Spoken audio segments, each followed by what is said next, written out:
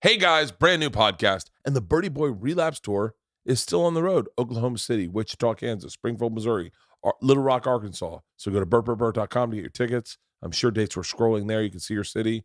I will see you on the road. Thank you for everyone that was in San Diego, Las Vegas, and Albuquerque. Amazing shows. This hour is shaping up, and I'm very happy with it. We just have one bit that's late to the game that's going to be really good. We just got to get it there. Today's podcast is a great podcast. It's with Yannis Pappas. I've known Yannis for a while. He is one of the handful of guys in New York really killing it right now. He used to have the podcast History Hyenas. They broke that up. He now has Yannis Pappas Long Days. He's on tour. He's at Soul Joel's in Jefferson, Pennsylvania, February 5th. Side Splitters in Tampa, February 10th. Comic Strip, Edmonton, Alberta, February 17th and 19th. The Comic Strip, New Westminster, British Columbia, February 24th through 26th. House of Comedy, Roar Comedy Club, LOL Comedy Club, all through March. Go see him live. He is absolutely fantastic. On this podcast, we talk about a ton of shit. Most importantly, which I think is my favorite part, we talk about telling stories, but we talk about growing up, what it was like for him to grow up in Brooklyn. Which, I grew up in the South, so I have never had any experience. I've been to Brooklyn twice. He's got some great stories. He had some great stories. Yeah. And talk about his going to prep school, and then the preppy murderer. The BB gun boys. The BB gun boys. It's a good podcast. It's two dudes hanging out just shooting the shit. I hope you enjoy it. Ladies and gentlemen, without further ado, my buddy, stand-up comedian, podcaster, actor, across the board, Greek. We talk about Greece. We definitely talk about Greece. My buddy, Yannis Pappas. It's amazing the shit you do for attractive women. I wonder if someone's smelling the other dogs in here. Yeah. Oh, you don't want to meet the other dogs. Have you seen my dogs? I've seen them I haven't met them personally. But 140 they're so big. pounds? Yeah. They kind of like, they take, if you haven't met them in person, see them on the gram. Hey, you get it. Pete, why don't you take him out in the front yard and let him play so we can do a podcast? Fucking Whitney. Hey, can he bring a dog so that we can, during the podcast? Do you know how this is? Yeah, I was like, I think he's good. I just put him in the crate. She's like, please take him to Bert's. He needs to be. We have a room. Oddly enough, our dog just got knee surgery. Our new. So we've had one bull mastiff that had 5 knee surgeries, no pet insurance, paid for all of them. Oof. Yeah, it was fucking nut. And then we got a puppy to keep her young. She just got knee surgery, both ACLs blown out, but we have pet insurance, so I don't give a fuck. And so we have a crate, not a crate, but like a little cage in there for our big bull mastiff sitting, so they can play with him out in the front yard. Are you a dog person? Yeah. Do you have a dog growing up? Dog, yeah. You have a dog at home? I have a dog now, yeah. And yeah. What kind of dogs do Greek people have? Is there a stereotype? As long as they're not Turkish, we're fine. Can I tell you, I love these subtle rivalries between countries. Yeah. We were in Serbia and they were like, they're fucking something about Albanians. And I go, what is it about Albanians? And they're like, oh, they're horrible people. Yeah. And you're like, hold on. Like, you can't say that. And they're like, no, we can. Yeah. We hate Albanians. We hate all of them. Yeah. And I was like, well, what if there was someone on set that was Albanian and heard you say that? How would they feel? And they go, oh, they'd know better not to speak up. You're like, what the fuck? Yeah. It's all these like cute little racist rivalries of people from the outside. You're like, you guys are the same. Yeah. But then you get, it just lets you know people hate whatever's closest. People aren't necessarily, like whatever's closest, they'll hate. Yeah. Like, I don't believe people are as racist as they are just shitty. Russia, Ukraine. Yeah. I mean, Greeks, Turks. I mean, it used to be like the city-states used to fight. The Greeks, they're all Greek, and they used to fight. Really? You look at World War I, it's all white people killing each other. Whatever's closest, we will hate. Do you think you'd be happier had you grown up in like turn of the century Greece? Yeah. Well, you mean which century, though? Like turn of the century, and you stayed in Greece, and I'm trying to think of what you could do. Like you're a butcher, or you a fisherman. Yeah. And you had a beautiful, women turned so quickly back then. What do you mean turn? Like, now a woman shouldn't turn until like 50. Right. And then they start going sour. Right. Back in the fucking turn of the century, it was 25. At 25, you're like, oh God, how many kids does she have? They're like 8. She started at 14. Your tits are just sagging Jesus down. Christ. But do you ever think, like, I always wondered, would I have been happier turn of the century living in Ireland, owning a pub? Well, we'd probably both be dead by now. Oh, Once you hit 40s, you're old. I hadn't put that in Yeah, to the equation. I would definitely be dead. Me too. You didn't think that one out. Yeah, we'd be would dead. definitely But be we dead. could have had a happier life to this point. Good point. I mean, simple life, Very simple. fisherman. I would be a fisherman because I'm from the island of Crete. So I would have like a big. Hey, pull up a map of Greece. Yeah. Fucking Greece. Greece is always, and the only reason I'm talking so much about Greece, I saw you with fucking Stamos last night. Yeah, it was like a Greek festival last night. It's fucking crazy how I wish I always say I wish I had that. Like when you look at like Ali Wong, Yeah. and then like anyone I know Asian comes up to me and go, you know Ali Wong? And you're Yeah. like, yeah. And they're like, we love her. Yeah. We'll do anything for her. We'll see we buy her two tickets to her shows just so that she gets the money. And you're like, that's great. Or like 85 South. My friends at 85 South, man, they go out and they do Kala fucking Siums. Yeah. And it is an event. The whole family comes out. Yeah. Greek people, it's like Nia Vardalos, you, John Stamos, Dimitri Martin. Dimitri Martin's really Greek. He's too. real Greek. His dad was a priest. Yeah. Do you know Dimitri? We've now just kind of started talking through Stamos, but we didn't really we didn't really meet each other in New York too much. Yeah. But, it was inevitable for Greek. It's just there's not a lot of us. Like if I was South Asian, if I was like Indian, I'd be doing coliseums. Oh. Yeah. God, But man. when Yeah. Yeah. When you're Greek, it's like, That's such a great fucking question. yeah. What ethnicity do you think you'd be achieving higher at if you were them? Asian or Black. Indian? I'm going black. You going black? If I was black, Yeah. oh my God, I would have so much fun being black. Well, you'd have to think of something bigger than like you're doing the biggest Oh stuff wait, what now. am I talking about? Oh, Yeah. now I just have to put that in perspective because I'm like kind of hacky as a white guy. If I was black, I'd be hacky as fuck, humping stools. I'd have a towel over my shoulder. I'd fucking have a big purple suit on. I'd be a fucking nightmare. I'd say you'd be Kevin Hart because the next thing, only level up, would be like stadiums, like 100,000 people. Kevin Hart. That's it. You're doing Kevin. good right now as Bert. I'm doing pretty good as a white guy. And your Yeah. ethnicity is just like Florida. Yeah, Yeah, you could say that. That's kind of like an ethnicity. it is kind of. Yeah. Maybe I should lean into that. Yeah. You know what I'm thinking about doing for my next special? Leather pants. Ooh, I wouldn't do it.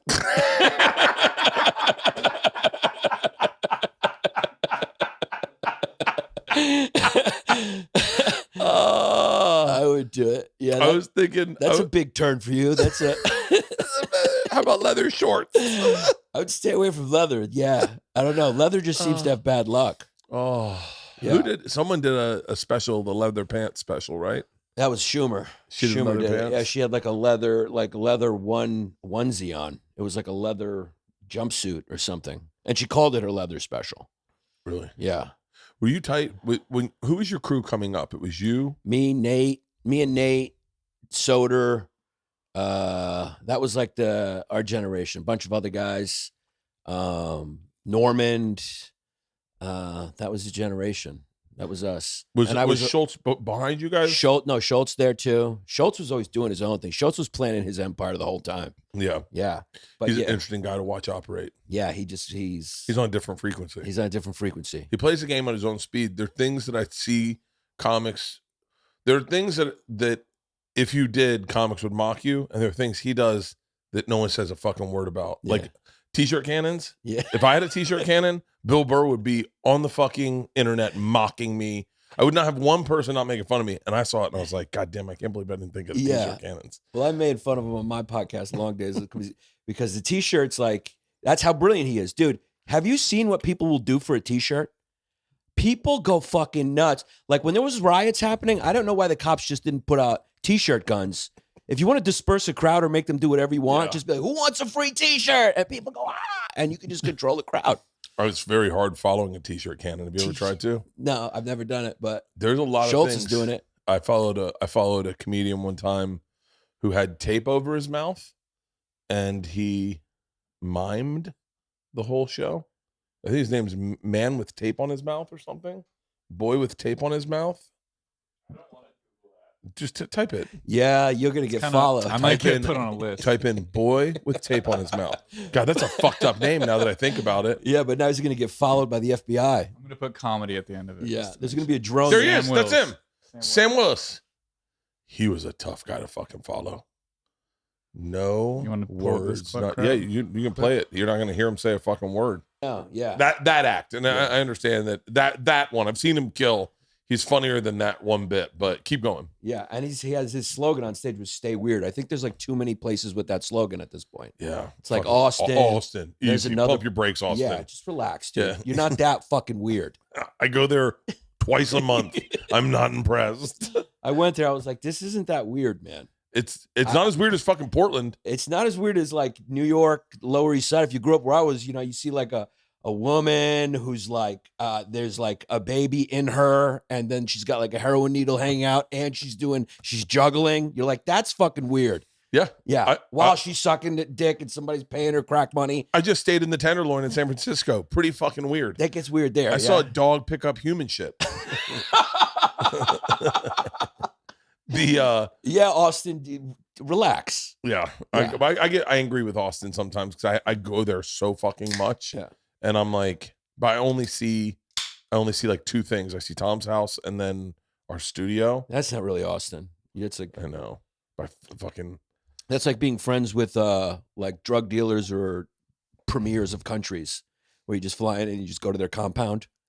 Yeah, Love those that. guys have they live. That's not Austin. You could go anywhere in any city and go to where the rich people are. I've been to Austin. I have been to Austin a bunch. The Bats are cool. Their food truck scene's pretty legit. Yeah, The food in Austin's really good. very good. Stand up was really good. Now I can't imagine it's anything but top notch. Yeah, Like because everyone. Tom was telling me he was on stage the other night. It was him, Ari, Shane Gillis, Mark Normand, Rogan, and I was like, in fucking Austin. yeah. That's like a New York, LA lineup. It was not In- an LA in lineup Austin. anymore. Right? No, It's it's definitely changed not. now. Ooh, Yeah. yeah. Yeah, And you'll hear people go, dude, our scene still is good. And then, no disrespect, but I have to be very candid. It's not. Right. It's not what, when the store was at its heyday, it was, I'm saying, the most insane fucking lineups you've ever seen in your life. I remember one night it was Louis C.K., Daniel Tosh, this is before allegations, Louis C.K., Daniel Tosh, Bill Burr, Sebastian Maniscalco, me, Rogan, Judd Apatow, huge, but still Judd Apatow, and a Please Allow for Martin Lawrence. And you're like, yeah. oh, and then Eliza, Whitney, they're just also Tom Segura, Yeah. I just remember those names and being like, well, this is not. I didn't enjoy it, to be honest with you, because I was like, you can't do new material. Yeah, yeah, I got bumped by Judd, Louis, and Daniel. yeah. And I was like, and I was cool with it. Yeah. But I was like, what am I going to do? Yeah, New York comics always had this thing. I think they just held on to it because like we were in New York, and that was the thing that New York comics held on to. Like, we're the city that's fancy. Dude, LA has plenty of great comics, and the lineups are, if not as good, better. It's the same. Yeah. Like, it's like there's good comics, or at least there were in LA. In New York. There still are. It's just Yeah. the lineups aren't name as impressive. Right. Like then they were I remember just David Spade, Norm Macdonald. Obviously he's passed, but But check this out. If they did like a Me Too lineup right now, yeah. it would be, first of all, they could do a tour, and it would be probably the best comedy show of all time. If you put everyone who's had some controversy on a lineup. Oh, you got Bill Cosby headlining. Bill That's Cosby. a ticket. That's a ticket. That's a ticket price. There's a bunch of killers on that lineup. Open strong in the middle. Oh, What would Louis would be in the middle? You close with Cosby? let me tell you something. I made a big miscalculation the other night and found out he was at the theater next door to me. Yeah. So I texted him. I was like, hey man, you want to come hang out? Yeah. He was like, yeah. Comes, hangs out, have a drink, getting ready to go on stage. I go, fuck it. You want to go off stage? And he was like, I'd love to. He was like, are you sure you're cool with that? And I was like, I thought he was saying it because of, he had gotten into some trouble. He was saying it because he's like, I'm Louis fucking CK And you want me to do 10? Because I think you're going to be digging yourself out of a hole. I was buried. Yeah. I mean, he's great. He did 10 minutes of murderous pedophile jokes. and I'm crying laughing, going like, oh fuck. And then I go out on stage and I'm so used to just going. And because the guys I follow are just regular comics, they're not Louis C.K. that I sat and worked for the first 10 minutes until I got my rhythm and got them with me. And then I was like, okay, thank God. Holy shit. But then he stayed, watched my set, gave me notes, and was like, and told me, I think you should shoot your special in Greece. Yeah? Swear to God, he said that. He said Greece is an insane comedy scene. I heard about that. Gaffigan told me about that. Gaffigan said the same fucking thing. Yeah. I'm thinking about doing some shows in Greece in June, July. So I'm taking my kids to Italy. Yeah. And because George is going to college, so I was going to, for a present, take the whole family to Italy. And I was like, why not fucking bang out Greece, Stockholm, like do a little fucking tour. You should, man. I've done tours in Europe. They're fun as shit. That would be cool to do it in Greece. Would you do it like in an old amphitheater, like if that's available? That would be sick. I would love that. Yeah. I would love that more than anything. Just white everywhere, just marble. Yeah. Greece is probably one of the most beautiful countries. It is. There's a lot of beauty there. And that's funny when you go there and they take you to the tourist sites. Like, you go here and you go to like Charleston and they're like, that right there is 200 years old. And you're like, that's fucking old. And then you go to Greece and you're like, that there is 3,500 years old. You're like, oh shit, that's the real deal. That's fucking old. So wait, when was the first time you went back to Greece? When you were born in New York, right? I was born in New York. I'm from Brooklyn, New York. And well, how cool is it to be from Brooklyn, New York? It's lost its cachet. It used to be like when I went to camp as a kid, and you told people you were from Brooklyn, they were like, whoa, you're from Brooklyn. How are you alive? Yeah. And they're like, what's Puerto Ricans like? And it was like cool. But now, it's lost its cachet. Like anyone can be from Brooklyn. Yeah. Like, hey, I'm from Brooklyn. And you're like, yeah, it's not the same thing. What was your Brooklyn like? My Brooklyn was bad. It was bad. New York was bad. It was really. So you're 35? Why not? I'll stick with that. What are you? I'll take it. Yeah, why not? Yeah, okay. That's what I identify as. I identify as 40. Yeah. I also identify as an XL. Yeah. And that's real. Like, I really cannot come to terms with saying double XL. Yeah. And it's so much more comfortable. See, I identify as a large. I'm fat like you. Like, we're like, if you saw us, like, it's just all here. Yeah. Oh, yeah. Yeah. Oh, yeah. You got the same thing I got. It's like I have, like, you're skinny everywhere. And then you just have, like, yeah. Someone told me, they're like, I didn't know you had bitch legs. And I went, no, I have regular fucking legs. Yeah. They look weird attached to my stomach. Yeah. You're regular everywhere except, like, we're pregnant. Yeah. It looks like we have our ass on backwards. It's like, how did your ass get on the front? Oh, yeah. New York was bad, man. It really was. It was like, we had Colin back when me and Chris were doing History Hyenas, we had Colin Quinn on and we talked about it because Colin Quinn's from my neighborhood. We're both from Park Slope. We talked about it for like 40 minutes. And like, it was back then, it was just like, if you lived there, you knew it. It was just a horrible place. And I hate when people glorify, like, that's when it had grit. I was like, fuck that, dude. I wanted out of there. Yeah. It was dangerous. It sucked. And you'd get jumped. I had this joke on my old special. It was like, if you turned the corner, and it's true, it would happen all the time. You turned any corner, you'd see like 20 kids there, and you just go, oh, fuck. There used to just be like groups of feral kids, like just hanging out, and you turn a corner, you'd be like, and you'd lose your hat, your jacket, something would happen. Like there was a version of that in Florida, but it was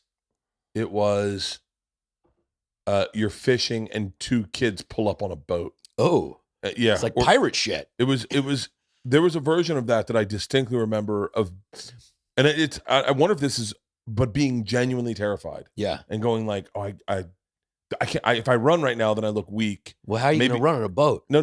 They'd be on a boat. Yeah. And you'd be on the dock fishing. And they just come up and they go, what lures are you using or something? And you're like, oh, using shiners. And they're like, okay. And they just pull up the thing and you're like, oh, we're getting fucked with. Like they're gonna do something. And usually it was something sexual.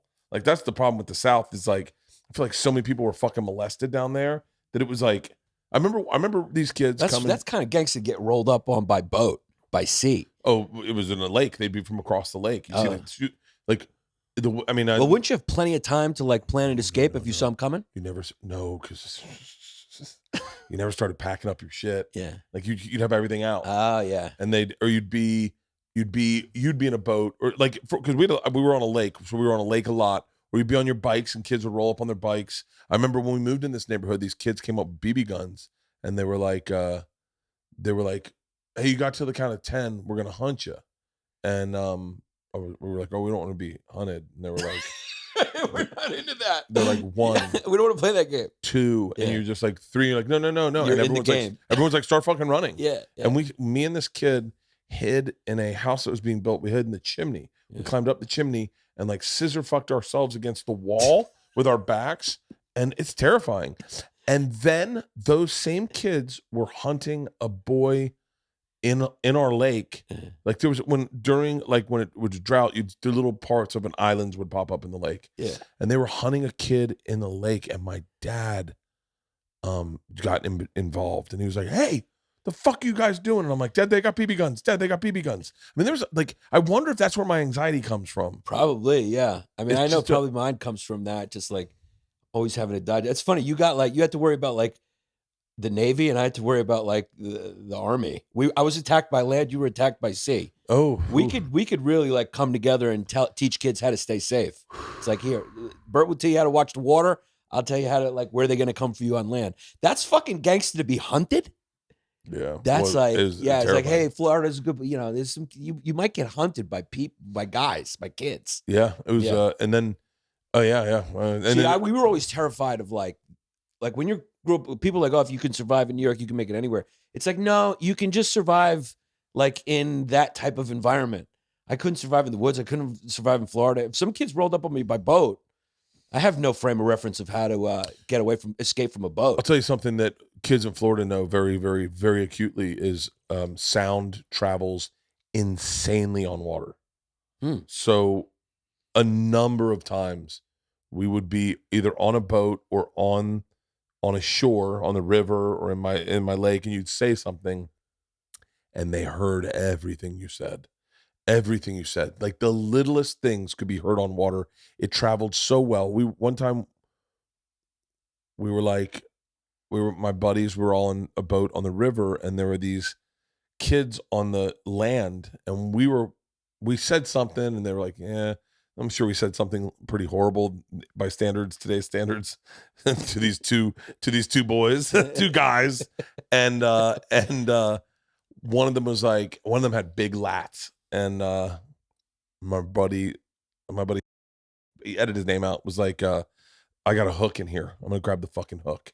And my buddy edited his name out, was like, all right, Bert, pull up the boat. We're going to jump out and then grab the hook. And the guy goes, grab your fucking hook. And he's on the thing. We're like, oh, they fucking heard us. And he was like, grab your hook. And he goes, runs out and then goes get something. All of a sudden he comes down with his big brothers. We're like, get going. And then they get on the boat. I had so many times where I had one time these kids, I was at my dad's office, and my dad's secretary goes, I walked out and I remember hearing ting ting. I pulled up and I heard ting ting. And I was like, oh, that's odd. I don't know what that is. I went in and my dad's secretary goes, hey, these boys are shooting BB guns at the cars. Can you get them to stop? Just scare them. So I go back, and maybe they're like 12 years old. I'm 16, 17. And I was like, I come over the thing. I go, hey, that's it with the BB guns. And this kid just fucking pulls up and hits me. I go, what the fuck?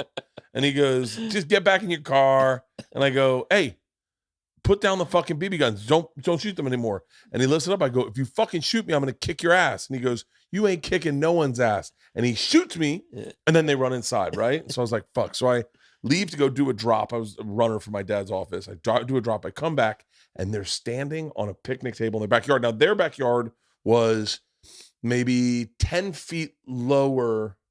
There was a fence here where you all parked our cars. So I was on a fence, and maybe it was a 10-foot drop to their backyard from the top of the fence. And they're standing on a fucking thing, and they're like, hey, whatever racial slur you want to call me, sexuality things that you probably can't say anymore. Yeah. Hey, motherfucker. And they're kids. Yeah. And they go, I thought you were going to kick our ass. And I walked up the fence. I go, yeah, if you don't put those fucking, and both the kids raised their BB guns. I go, don't fucking do it. And they go, what are you going to do? I said, you shoot me. I jump over here and I beat the shit out of both you. And they just smiled. both shot me in the tits. And I fucking jumped over the fence. And as I got one leg over their fence, their 25-year-old brother came out around the corner and he was like, "Who the fuck you think you're gonna kick?" And I'm like, motherfucker. I mean, real panic, ran and got in my car, locked the doors, and was like, "No, somebody wish my dad like someone get me." And the guy got up my thing. He was like, "Get out of the fucking car." And I was like, "Definitely not getting out of the car." And I just backed up and left. And I was like, and I had anxiety about going to my dad's office for the rest of my fucking life. You got traumatized. Wow, I love that. They were like, challenge accepted. You were like, you hit me with that. God. I'm jumping over this fence. And they were like, we have an ace in the hole you don't know about. Big brothers. A grown-up brother. A grown-up brother. Yeah. Yeah, big brothers fucking sucked. They called in artillery. I like that. Yeah. So you would tell kids like, dude, if you're going to talk shit by a lake, like use sign language because they can fucking hear you. So many times. Yeah. So many times we talked.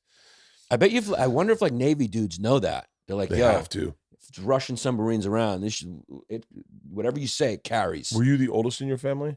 The youngest. That's why I became this. Really? Me and my brother. Yeah. My oldest brother. My parents had me. My mom was 43. My dad was almost 50, which is like what everyone's doing now, you know? But back then it was like, if your mother did that, you're like, you're Jesus, because that's not possible. Yeah, 43 is old to have, for a woman to have kids now. Yeah. 50 is like regular. Yeah. That's like the majority of dads I know. But everyone's just doing it later and later. Like, it takes some fertility drugs and we create some weird science triplets that aren't supposed to be here. Whitney hasn't even had hers yet. No, she's frozen her eggs. She'll get them fucking when she's 70. Yeah, I think she's like, she might have given birth to that dog. I don't know. She's got dogs there. I broke up a dog fight at her house. It was pretty crazy. I think I might have saved her life. Yeah, she texted that this morning. Yeah. She was like, "I think you saved my life last night." It's wild. So I got over there. I was in San Diego doing shows. I came over. We watched the game. And then later at night, I heard like a commotion upstairs. And I was like, wow, crime in LA is getting bad. I think Whitney's getting attacked by a rabid homeless person in a room. Or I don't know, it was a mountain lion trying to kill her. So I just ran up the stairs and I see her and it looks like Michael Vick's apartment. There's just like a dogfight happening. And Whitney's going, "Oh, no, stop. And so I helped her break up the fight. I grabbed the hind legs and she grabbed the hind legs and we were pulling, tried to pull them apart, but they were like locked in. There's blood everywhere. And during the fight, Whitney goes, "Stick your finger in his ass." That's the fucking move. That's the move. And I was like, dude, I don't know. Like in the middle of this, I heard that and I just like almost started laughing. It was just a moment. Cause you can't really find the ass during a pit bull fight. Yeah. I understand in theory. That's like everything in theory is perfect, but once you try to implement into a reality, stick your finger in his ass. You're like, stick your finger in his ass. It's already in his ass. It's like they're fighting. I can't, if I could have got the finger in first before the fight started, then wiggled it to stop it, but I'm not going to be able to penetrate during the fight. Whoever can do that is Cesar Millan. Maybe that's it. That would be great if you were just put it in your mouth, you get it lubed up. She's like, "What are you doing?" You're like, I want to Or I just stuck it in my own ass and I'm like, I guess I heard you wrong. That didn't do anything. Stick your finger in my ass? Wait, what? What? Oh. So then we pulled them apart and there was just like blood everywhere. And, her boyfriend's a vet. Then he just happened to come home and he's just like tending to wounds. And for a second, I just got a feeling of what it must have been like at Michael Vick's house. That's, by the way, did you guys get attacked by dogs as kids? We got attacked by dogs in Florida all the time. Yeah, I never got attacked by chased. Dogs. Yeah, but we were like, me and my friends we were like, there would always be like if you go to a fence, there would always be a dog there that like whatever building, they'd have a crazy dog there to protect whatever, and we'd go fuck with the dog through the fence, like Stand By Me, Chopper, sick balls, Chopper, that kind of shit. There was a kid, Corky Gaines. I've told this story before. I think I found this kid, Corky Gaines. He's a scientist. I think it's him, but he's not. I think because he heard my story, he's not admitting it that it's him. But there's no chance there's two Corky Gaineses in this world. That's probably it. Corky Gaines. Corky Gaines was his name. My mom used to drive him to school. He smelled like bologna. If I called my sister right now and I go, "Tell me one thing about Corky Gaines," she goes, "He smelled like bologna." That's the odor of the lower middle class. I fucked some chick one time and she smelled like bologna. Yeah. And I was like, I guess she has had a bologna sandwich, right? Yeah. So I ended up dating her. The next day, so I had sex with her again. She smelled like bologna again. And I spent the night. She was like, "What do you want something to eat this morning?" I was like, "I'll just take a bologna sandwich." She's like, "I don't eat bologna sandwiches." And I was like, "Oh, that's just what you smell like?" I'm dating her for 2 years. Yeah. And I know you the lose- smell. Yeah. Yeah. This podcast is brought to you by Liquid IV. So much of my happiness, and here's my happiness journal right now, is represented by hydration. If I am hydrated, I am happy. My back doesn't hurt. I sleep well. My blood pressure is down. This is all me. I'm not saying across the board this will change for you, but hydration is the key to everything. I don't wake up a morning on the tour without killing a Liquid IV. I'll tell you right now, Liquid IV in 16 ounces of water hydrates faster and more efficiently than just water alone. It contains 5 essential vitamins, B3, B5, B6, B12, and vitamin C, with 3 times the electrolytes of traditional sports drinks, made with premium ingredients, non-GMO, gluten-free, dairy-free, soy-free. I love it. I can't live without it. I do it every single morning. And they taste amazing. The flavors, lemon, lime, watermelon, strawberry, pina colada, and more. Grab Liquid IV in bulk nationwide at Costco, or you can get 25% off when you go to liquidiv.com and use the promo code BERT at checkout. That is 25% off anything you order when you use the promo code BERT at liquidiv.com. Experience better hydration today at liquidiv.com and use the promo code BERT. The moment we've been waiting for since September is finally here. In honor of the big game, DraftKings Sportsbook, an official sports betting partner of the Super Bowl 56, is giving new customers 56-1 odds on either team. Bet just $5 and get $280 in free bets if your team wins. I love DraftKings because they have so many betting options and offer opportunities to win huge prizes. DraftKings Sportsbook is now live in New York, meaning you can bet from almost a third of the country. If Sportsbooks isn't in your state yet, play DraftKings Daily Fantasy Football Contest for Super Bowl 56. New customers get a free shot at $1 million top prize with their first deposit. Download the DraftKings Sportsbook app, use the promo code Bertcast, and get 56-1 odds on either team. Bet just $5 and get $280 in free bets if your team wins. That's the promo code Bertcast at DraftKings Sportsbook, an official sports betting partner of Super Bowl 56. 21 plus minimum age and location requirements vary by jurisdiction. See DraftKings.com/sportsbook for full list of requirements and state-specific responsible gaming resources. Void where prohibited. Gambling problem? Call 1-800-GAMBLER in Tennessee. Call or text TN Redline.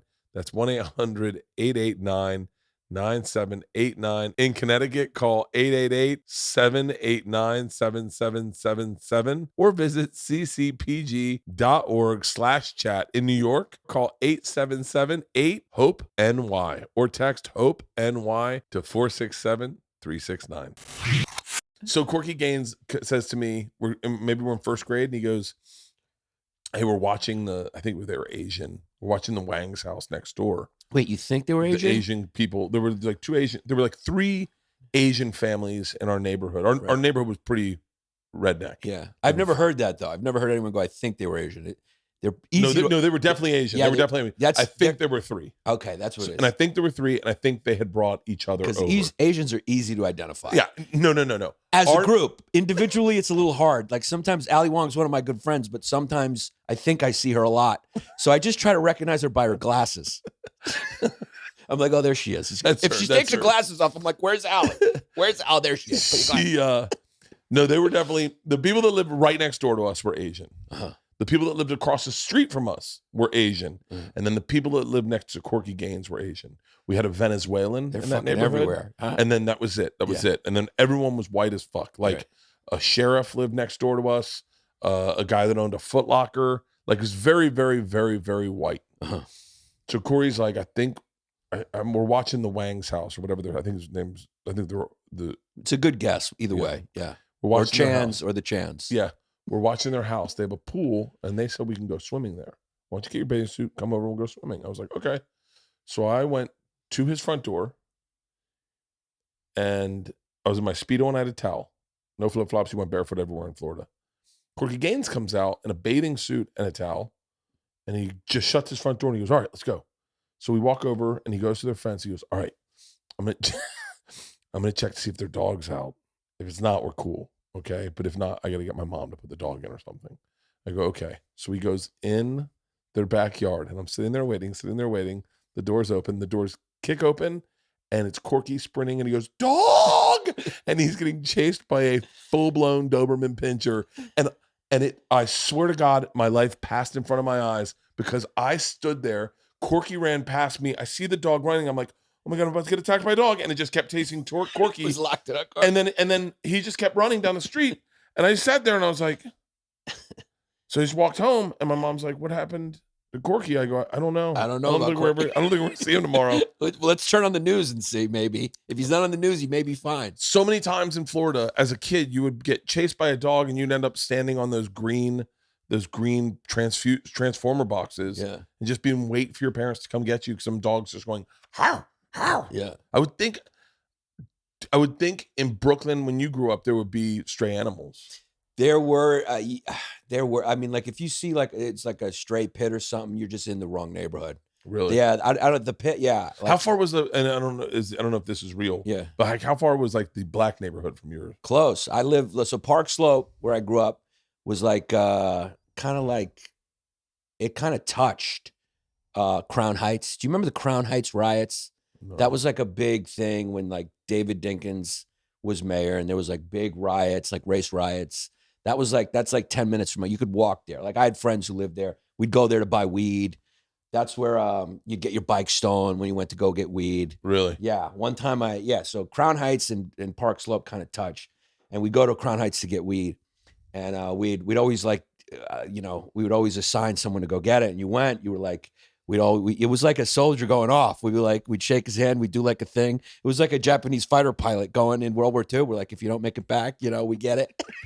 Nobody wanted to go. Nobody wanted to get picked.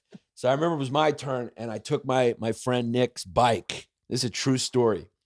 And he was like a Nick Michonne. And I guess you can leave his name. He doesn't watch podcasts. He used to build bikes. So he would put them together in like expensive parts. And he was like, I guess you can take my bike. And I went. So in Brooklyn, where you go to the weed spot back in the day, it was owned by Jamaicans. And you knew it was a weed spot because it was just a store. And there was just Utz chips and bulletproof grass. So that's all that was in the store. You'd walk in and there'd be like one bag of Utz chips on a shelf and with an expiration date like 1972. And then you'd go up and you just get your weed. So I pulled the bike in. It was a rainy night. I can't remember. And I set it like by the door, right? Because I never went. And you're just scared the whole time because you're going into a neighborhood. Bad things can happen. It's a bad neighborhood. Yeah. Right? So, and I remember just turning around and seeing, I walked to the counter. I was getting the dime bags or whatever. And I remember just turning around to check on the bike. And I must have been in there 13 seconds. So it was like, as soon as they saw me come into the neighborhood, they must have it's like just vulture. Like they were just on it. Yeah. Because I was in there maybe 12, 13 seconds. I turn around. All I see is the front wheel just like going out the door. And the bells on the door just going clink, clink, clink, clink. I was just, so then like I finished paying for the weed, but the whole time now I'm going like, how am I going to get home? Because like I got to go outside and walk, and you don't want to walk. You want to be able to get away fast. Yeah.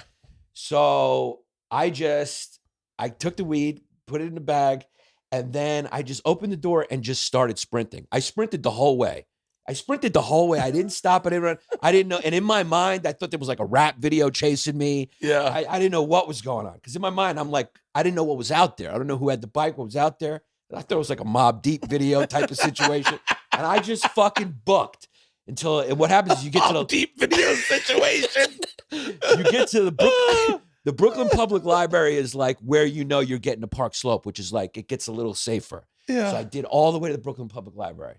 It's like if you like rap, Special Ed shot an old video in the Brooklyn Public Library. So he ran till there, and then I got there, and I kind of looked back, and there's just nothing there. But in my mind, it was like I was getting chased. Dun dun dun dun. Yes. They're on fucking four wheelers. Dun dun dun dun dun. And they're shooting at That's me. a or great whatever. fucking analogy. It's a Mobb Deep video happening behind me, and But then I felt guilty about losing this kid's bike, especially since like I got it taken from negligence, really. I should have kept the bike with me. you should have had it. Yeah. I shouldn't have just left it by the door.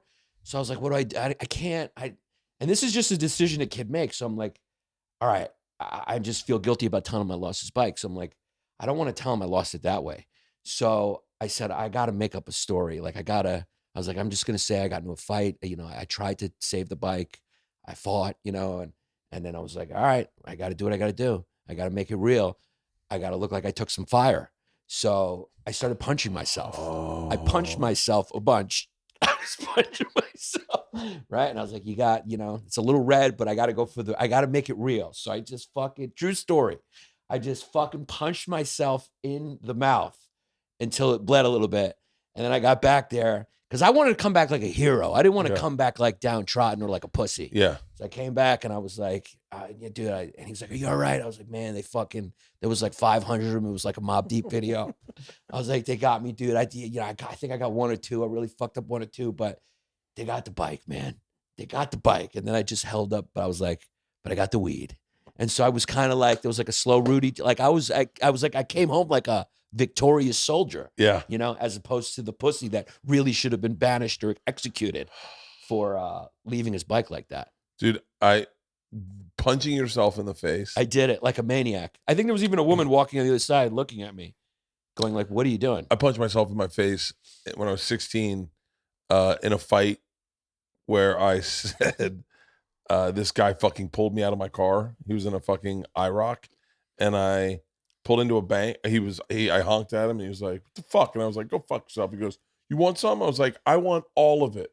And he was like, I was with two friends. I was like, pulled into this bank. He pulled up behind us. I looked at my buddy Sal, who Sal and I got into a lot of fights together. Yeah. Sal was a guy that wasn't afraid to throw a punch. Now you got to leave his name in. So yeah, you're making him look good. I mean, Sal was he was not scared of anything. Yeah. And I look at Sal and I go, hey, there might be like a bat in the back of my car. And as I say that, I see someone at Sal's window, and I see Sal's eyes light up, and I light up at the guy at his window. They're both at our windows, and they grab both of us and pull us through our windows like out fucking of our cars. Dukes of Hazzard. And they're fucking humongous. Yeah. They're humongous and easily 5 years older than us. And which meant a lot back then. a lot. Yeah. They were grown men. Yeah. They had fucked. We had not fucked Yeah. yet. And we got out, and Sal went ballistic.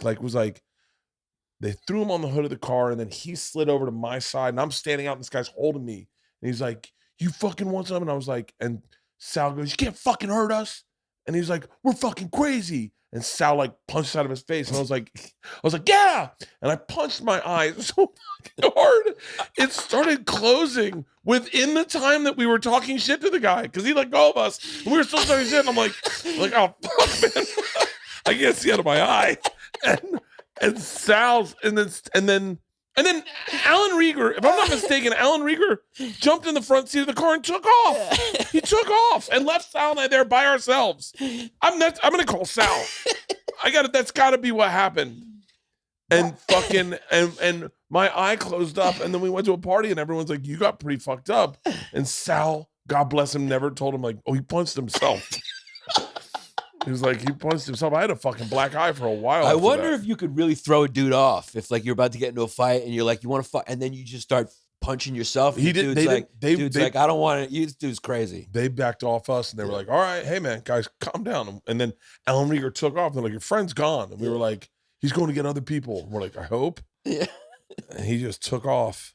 When you said maybe there's a bat in the back of the IROC, I almost feel like when you buy an IROC, they show you the bat in the back. I feel like it comes with the bat. Can I tell you the joke I've been trying to write all week? Absolutely. The manliest car has the word trans in it. a Trans Am. It was like a badass car. Yeah. And now it's like, that's yeah, it shouldn't be called Trans Am anymore. It's just an Am. He's like, we identify as a Trans Am, but we identify male. Yeah. Just so you know. Just Am. It's an Am. So what was high school in Brooklyn like? Well, I went, Did you get shipped off to different parts of the city? Yeah, so I grew up, Park Slope was like very diverse and socioeconomically diverse. So like I lived above what was like 7th Avenue. My parents were lawyers. My dad was like a lawyer. My mom was like a human rights lawyer. And so I was like the one friend who went to private school. Oh, for I was real? like, yeah. I went to Manhattan, and I'd go to like private school. But I went to public school till. And your parents were grown-ups too at that time. They were like grandparents. Yeah, they were all like all my. How old's your oldest? My oldest brother is 62 now or one. Holy yeah, shit. Yeah. So I was the baby by a lot. And yeah. So I had a friend like my buddy Damien, his mom had him when he was like 18. I think I dated his mom at some point. And my parents would come in. Yeah, my parents were just like everyone's parents back then were like 20 years older than them or like 24 years old. Everyone had kids in their 20s. My parents were 20. My dad's 72. My dad's 20. Was 23 when he had me. Yeah, and my parents were like the only parents. So people always asked if they were my grandparents and stuff like that. Really? Yeah, and so you went to a private school? I went to private school. Yeah, I went to the school I went to was called York Prep. It was where Liv Tyler went. I was friends with Liv. She was a little younger than me, but Liv, she was cool. And Robert Chambers, which I don't know if you ever knew about Robert Chambers. Hang on, is he the preppy rapist? Yes, he was from York Prep. He put our school on the map. Dude. Yeah, Robert Chambers. When he twisted the doll's head off. He fucking put himself in jail. Yeah. Because he was going to get away with it. So wait, tell the stories for people that don't know the story. Yeah, but did the news reach you that? Because that was like back when local news dominated. They made a made for TV movie about That's where you saw it, yeah. Because back then, like when we were growing up, it was like local news was everything. So this was like the story in New York for a long time. So he went to York Prep. So the story is he went to York Prep, and then there was a girl who went to another private school somewhere. They had a date. They went to Central Park in Manhattan. And, date went wrong, it's safe to say. At some point, he killed her. And so he raped her and then killed her? He raped her and killed her, or during sex, like he killed her while they were having sex. They were definitely like, they knew each other and they were on a date, right? So yeah, he raped and killed her, I guess. He claimed rough sex gone bad, whatever. But he killed her. Her name was it Jennifer Levin? Or was that the one? That actually sounds right. Was that the one Gary Condit killed? No. Hold on. Who is, what's the name? I think Gary Condit did 9/11 because as soon as 9/11 happened, Gary Condit was out of the news. Yeah, Jennifer Levin. Her name was Jennifer Levin, right? Yeah. Yeah. He got arrested July 2021 for selling controlled substances. Oh yeah, no, he's been like bad. He's like he keeps. You don't accidentally rape and murder someone once and then go, I swear to God, that's the only time that'll happen. I just assumed he was still in prison for that though. He got out, right? And then now he's back, I guess. Yeah. And so it was a whole big story. And then they caught footage of him at like a party where he was making fun of Jennifer Levin with a doll, like an effigy. And he like twisted the head off, like showing that, it was just. I've actually done a deep dive on him since a couple times. It was released from Auburn. He moved to Auburn. Yeah. Robert Chambers. So he was called like the preppy murderer. And he like came from sort of, but here's the thing. He went to school like York Prep. York Prep was a school like that where there was like some rich kids, and then there was like kids like him who weren't that rich, but that would go there. And because he was not that rich. He was I think he was like kind of lower middle class. And maybe he went there because of grades or something. And yeah, he murdered a girl. And it was big news in New York. Big news. That's crazy. Yeah. I was those Manhattan prep schools were like there's different types of prep schools. Like I knew people who went to like boarding schools. The boarding schools always seemed so fucking cool. But I remember not wanting to leave my family. Yeah. But like I was like I couldn't live away from my family. But then you'd hear of kids go to boarding schools and they always came back with drug problems. Yeah. I mean hardcore drug problems. And then I went to what was a Jesuit school. And so what's weird is I identify with Jesuit kids, like because we had the same. I always want to feel like they were always Cuban, because like there was a big Jesuit in Miami, it's a big Jesuit school in Tampa, and Jesuit schools in like they were across the country. But I always felt like every time I met someone that went to a Jesuit school, they were Cuban. Cuban kids were our. I don't know what you are. I never really met any Puerto Rican kids growing up. Right. They were only, Puerto Ricans are like New York. We had some, I guess, but like there was one kid in our class that was Puerto Rican, but like for the most part, everyone was Cuban. Yeah. You were Cuban. And they Republican hard. Cubans go Republican. I think a Romeo and Juliet story in a Cuban family would be like bringing home a Democrat. You wouldn't want to bring a Democrat home to your grandma. Cuban dads are so fucking funny. Yeah. Cuban dads, I want to say like my sense of humor, I didn't learn. When did you learn you were funny? Yeah, because when I was first going to school, I was shy and quiet. Really? I was like really quiet, and then I'd say about 4th, 5th grade, then I became the class clown, and I was that forever. When I was very serious up until 8th grade. I was probably pretty serious in high school. However, I feel like you're like Clark Kent and Superman. It's like maybe like the first time you took off your shirt and then you just became hilarious. No.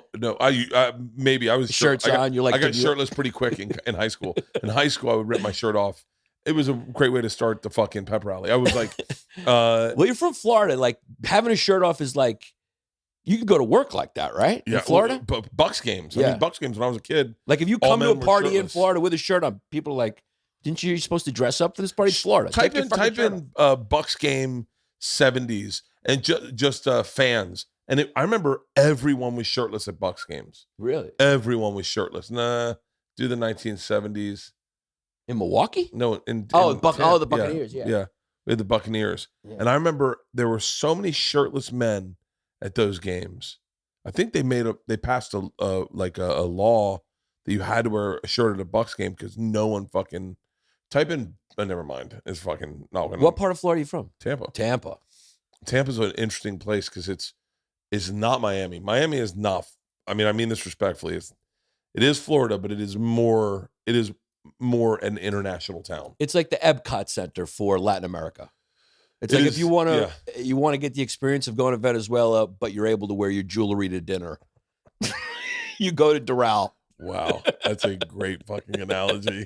That makes me feel like you've been to Miami a lot. I lived a year. I had a show down there, and I lived for there. real? Yeah. Oh, okay. Yeah. So I got Miami's like it's funny when you get there, it takes you over, dude.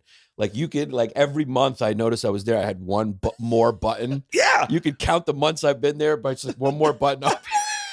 That's so fucking great. That's very real too. Yeah, that is very real. Yeah. No, Tampa was so like, and honestly, I mean, you could just do it geographically. It's like you look at like Tallahassee, and Tallahassee was good old boys. Like that was still the good old boy network.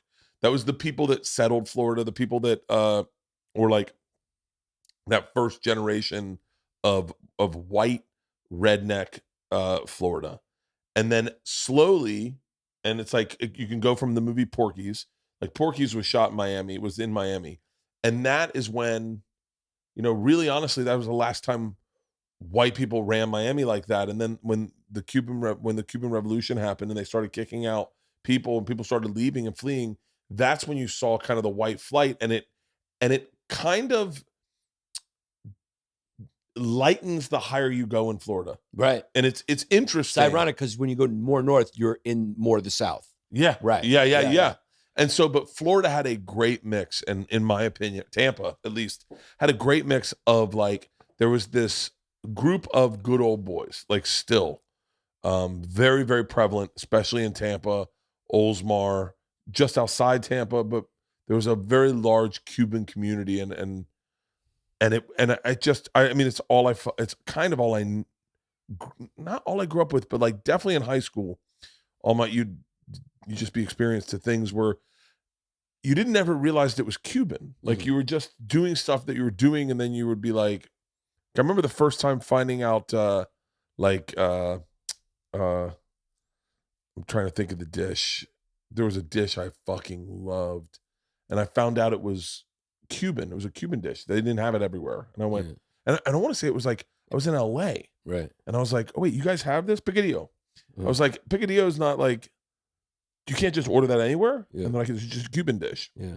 I was like, shut the fuck up. Because you get one mom, when we go to the beach for the summer, you get one mom to make arroz con pollo or picadillo, and then you'd have rice and beans, and then they'd make huge things of it, and then you just eat that for lunch, for dinner, and that's what all the boys would eat. But I really feel like my personality was developed, and I became funny that freshman year of high school. I learned it was all boys Catholic high school, and the currency was like humor. Mm-hmm. That was like, if you can make other people laugh, then that is what made you cool. And But it wasn't until I got to college that I really was like fucking hilarious. Like where I was like, I am really good at this. Like there were times I said things where as they came out of my mouth, I'm like, where the fuck did I come up with this? And I'd surprise honestly surprise myself and be like, and then people would look and they go, did you just think that? And I'd be like, I know, right? It's in the eyes. I think comedy's in the eyes. Do you think so? Like it's like a twinkle in the eye. It's like an awareness or a twinkle or maybe a fear, maybe because it's like a defense mechanism. Like humor's like a defense mechanism. And I think it's like Jim Norton is a perfect example. He's a guy who's always not thinking about what you're talking about 2 steps ahead of you about something else. So that when you have the thing, but I don't think he does it in like a premeditated way. I think it's something that's grilled into him that he just does. Right. I mean, the funniest guys. Yeah, we're not great listeners, comedians. It's like anyone listening to this podcast knows I'm the worst listener in the world. We're opposite of therapists. Yeah. Yeah. Oh, because we're constantly here going like, what's funny? What's funny? Like we're just everything's funny. We're just thinking. We're into ourselves too. Even as you tell a story, I am punching up your story in my head. Right. Because I don't know if it's. I don't even know. That was a very nice way to say my story was a little long-winded. Nope. Can I tell you the end of the story? How I wanted your story to end? Yeah. You get the bike, you get the weed, you punch yourself, and you tell them, and they're like, oh, and then he pulls out the bike, and he was like, I saw that you left it outside. And you're like sitting there, and you're like, and they're like, you want to get high? And you're like, okay, yeah, I'm pretty beat up. But like I do that to. I don't know. It's got to be frustrating to be my fucking. I'm a horrible storyteller. It's not my comedy. What? I did Ari's show and I fucking ate it because I just tell the true story. And I'm going like, dude, you got to juice it. Now, like you got to juice it up, but you can't juice it up where you take it away from the truth. Right. The thing about in my opinion, I just had an interview with this lady in San Diego who asked me, Heather Myers. Shout out to Heather Myers. She said, are your stories true? I go, yeah, they're true. But like a perfect example, and I feel like I'm allowed to do this, is when I tell the machine story, if I kept it too much to the truth, then you would know that as I exited that train, as I got like maybe 20 steps from the cop, I realized him and the gangster knew each other and they were laughing and that I was not in trouble. But that's not the way a story goes. As a listener, you need to, like, I don't mind taking away some information to make a story better. I don't mind skinnying up a story so it's not long as fuck. And that's where I get in a lot of trouble is like the other day I was telling the story about me and Isla winning the snow machine in an auction. And there's so much to the story that I think is important. And Leanne watched it. And she goes, enough already. We fucking get it. Just win the fucking thing. And I was like, for real? She was like, yeah, you're over explaining everything.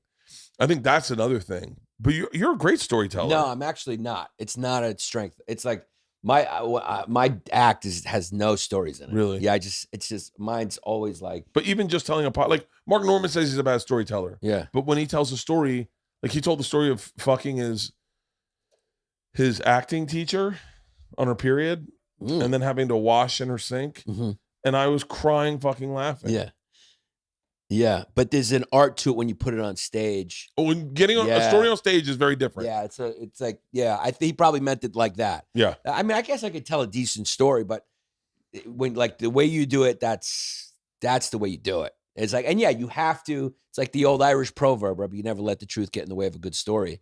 It's like, yeah, it's entertainment. You're telling it for entertainment. You're not telling it to recap. You're not talking to a cop. When he's like, what happened? You tell the whole truth, but nothing but the truth. So help you God. It's like, no, you're telling an audience for entertainment. Yeah. Oh, they paid money to come see my show. Yeah. I'm not going to just fucking, like, I told this girl one time, I have this great fucking story. That's a great fucking story. Georgia, and this is the difference, right? So if Leanne tells a story, you're bored out of your fucking mind. She will tell you all the facts you need to know in the order that they need to come out so that she can be done with the story the quickest and then go on for you to tell a story because she wants to hear you. Right. And that's not how I tell a story. So I go, this one time I was just telling this to Tom the other day. I said, Georgia broke out all her teeth and she was a baby and broke her jaw. And so I had to fly home from the road and they had to go in for an emergency surgery the next day. So I fly in and it's just drama. I'm going to skinny this story up so that because the important part is how badly Leanne would tell it. I get home. I'm panicked because they got to put her under. We go to this really expensive doctor in Beverly Hills. They, at the last minute, they hit us up and they're like, we can go in today. We've found an anesthesiologist. Luckily, he's going to be in the office. So let's go 6 a.m. And we're like, oh, great. So we get up Georgia. We go in. They go to give her an IV and they can't find a vein. And they're going to need to give her gas. And he says, listen, she's panicking and freaking out. You need to go to her face and get her to breathe calmly as her dad. And so that so she's not taking panic breaths, like, like we need to breathe calmly. And so I go, okay. And so I'm like fucking out of my mind. I go up to her face. I'm like, baby, it's okay. We're going to just breathe a sweet gas and your mouth's going to be better. As soon as you breathe this gas, your mouth's better. She's like, Daddy, you promise? And I go, I promise. And they put the thing on her nose and she goes under and I fall apart. Because I'm like, what if I just killed my fucking daughter, right? I fall apart. I immediately walk out of the room and walk into the bathroom. And I'm crying so aggressive at how much I need this little kid in my life. And I'm thinking horrible thoughts. Like, if she dies, do we get to keep her body for a little bit? Because I'm not done with this body. This is my little body. Right. Let me cuddle with it for a night and just tell her how much and I'm fucking horrible fucking thoughts. I get out of the fucking bathroom. I go into the lobby and it's me, Leanne, and then this black chick, 2 black dudes. And I'm crying aggressively. I got my hands in my head. I'm sobbing, crying. Anytime I look up, it's the black chick. She's trying to calm me down. She's like, just like, it's okay, And I'm like, whatever. I'm not even paying attention. I'm so embarrassed that I'm crying in public. And Leanne's crying, and we're in there maybe 10 minutes tops. And they go, your daughter's fine. She's awake. And I'm like, for real? And they're like, yeah. Everyone applauds in the room. We leave. We grab her. She's still asleep, but she's okay. She's breathing. She's got gauze in her mouth. We go to this receiving room. And as we go into this receiving room with a curtain on a leather couch, I'm like, I finally go like, breathe. And I'm like, she's fine. We got her. She's good. We did it. And then the curtain opens up. It's the black chick. And she puts her arm on me and she says, it's tough being a daddy, isn't it? In my mind, I'm like, bitch, it's a private moment with me and my wife. I look over. It's Whitney Houston. It's Whitney fucking Houston. She's like, it's tough being a daddy, isn't it? And I'm like, God, the fuck? And then Leanne, I see her jaws dropped. She fucking almost drops George on the ground. Whitney Houston sits down with her, starts stroking George's head. As they prep the room that we were in, that was Whitney Houston's room. The reason we got an anesthesiologist is because Whitney Houston got an anesthesiologist. We go in and she just sits there with us. She starts talking about being a mom and being a dad, and I know how hard this is when you have kids, they're your babies, and even when they get older. And she's playing with George's hair, and she's got her arm around when Leanne sat with us for like 5 minutes, and then they're like, Mrs. Houston, we're ready. And she was like, all right. She's like, enjoy your babies, and got up and left. And then the anesthesiologist goes, where's Kevin Costner at, Whitney?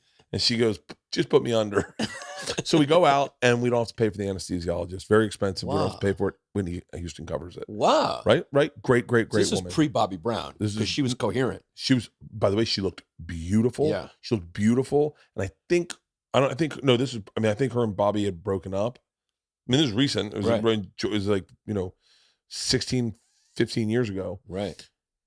If Leanne tells you this story, she goes, do you want to hear about the time we met Whitney Houston? And I go, that's not how the story's told. Right. I see what you're saying. Don't she tell gave like it away at the beginning. Yeah. Or she'll go. And then I go into the lobby and then Whitney Houston's sitting there. And I'm like, Bert gets there and he sits down and I'm like, it's Whitney Houston. And I go, that's not the reveal. Right. It's okay to hide your reveal to the end. Yeah. Did I know that was Whitney Houston in the fucking thing? Nope. Not when I tell you my story. Yeah. Nope. Yeah. My reveal's back there. Yeah. I look like a fucking idiot if I knew it was Whitney Houston and then she comes in. I go, fuck, Leanne, you're ruining the goddamn story. Yeah, I get it. Yeah. And so like that's where I go like, tell the fucking story. Let someone go, oh, shut up. Yeah. Let that happen. The best part of this story is I tell that to Tom Segura. She dies. The day she dies, I'm driving out to the Ontario Improv, and he goes, oh, dude, Whitney Houston's dead. And I'm like, what? He goes, do you realize what this is going to do for your story? I go, what? And he goes, Bert, you can say that she said anything in the world to you at that room. Yeah, So that night I go on stage and I'm like, and then Whitney Houston comes in and she's like, but my husband is obsessed with your stand-up comedy. And I'm like, for real? And she goes, we love you. We think you're fucking brilliant. We watch you all the time. And I'm like, oh my God, thank you so much. And now she's passed. And everyone's like, oh my God. I mean, I milked it. You're the best father I've ever seen. I'm so attracted to you. It's funny. Even in whatever moment, we'll always be comics. You know, you heard the Whitney Houston just that first thing Tom said was like, dude, your story's about to go to dude, the first thing, it's immediately your brain has to go to comedy. And I really don't understand people who don't. It's a great way to deal with life. My dad actually told me, like, a lot of people miss that. Not only you have to survive physically, you got to survive emotionally. Especially humans need to survive emotionally. Yeah. And humor is the tool that allows you to survive emotionally. It's the best tool to use to kind of feel better. You know, we make people feel better. We make ourselves feel better by thinking of jokes. Hard situations become more manageable when you joke. It really is like, that's what it's for. Yeah. I went, I don't think I'd really wrap my head around what we did for a living. For the first time that I really understood it, meaning what it can do and the importance of it. I remember I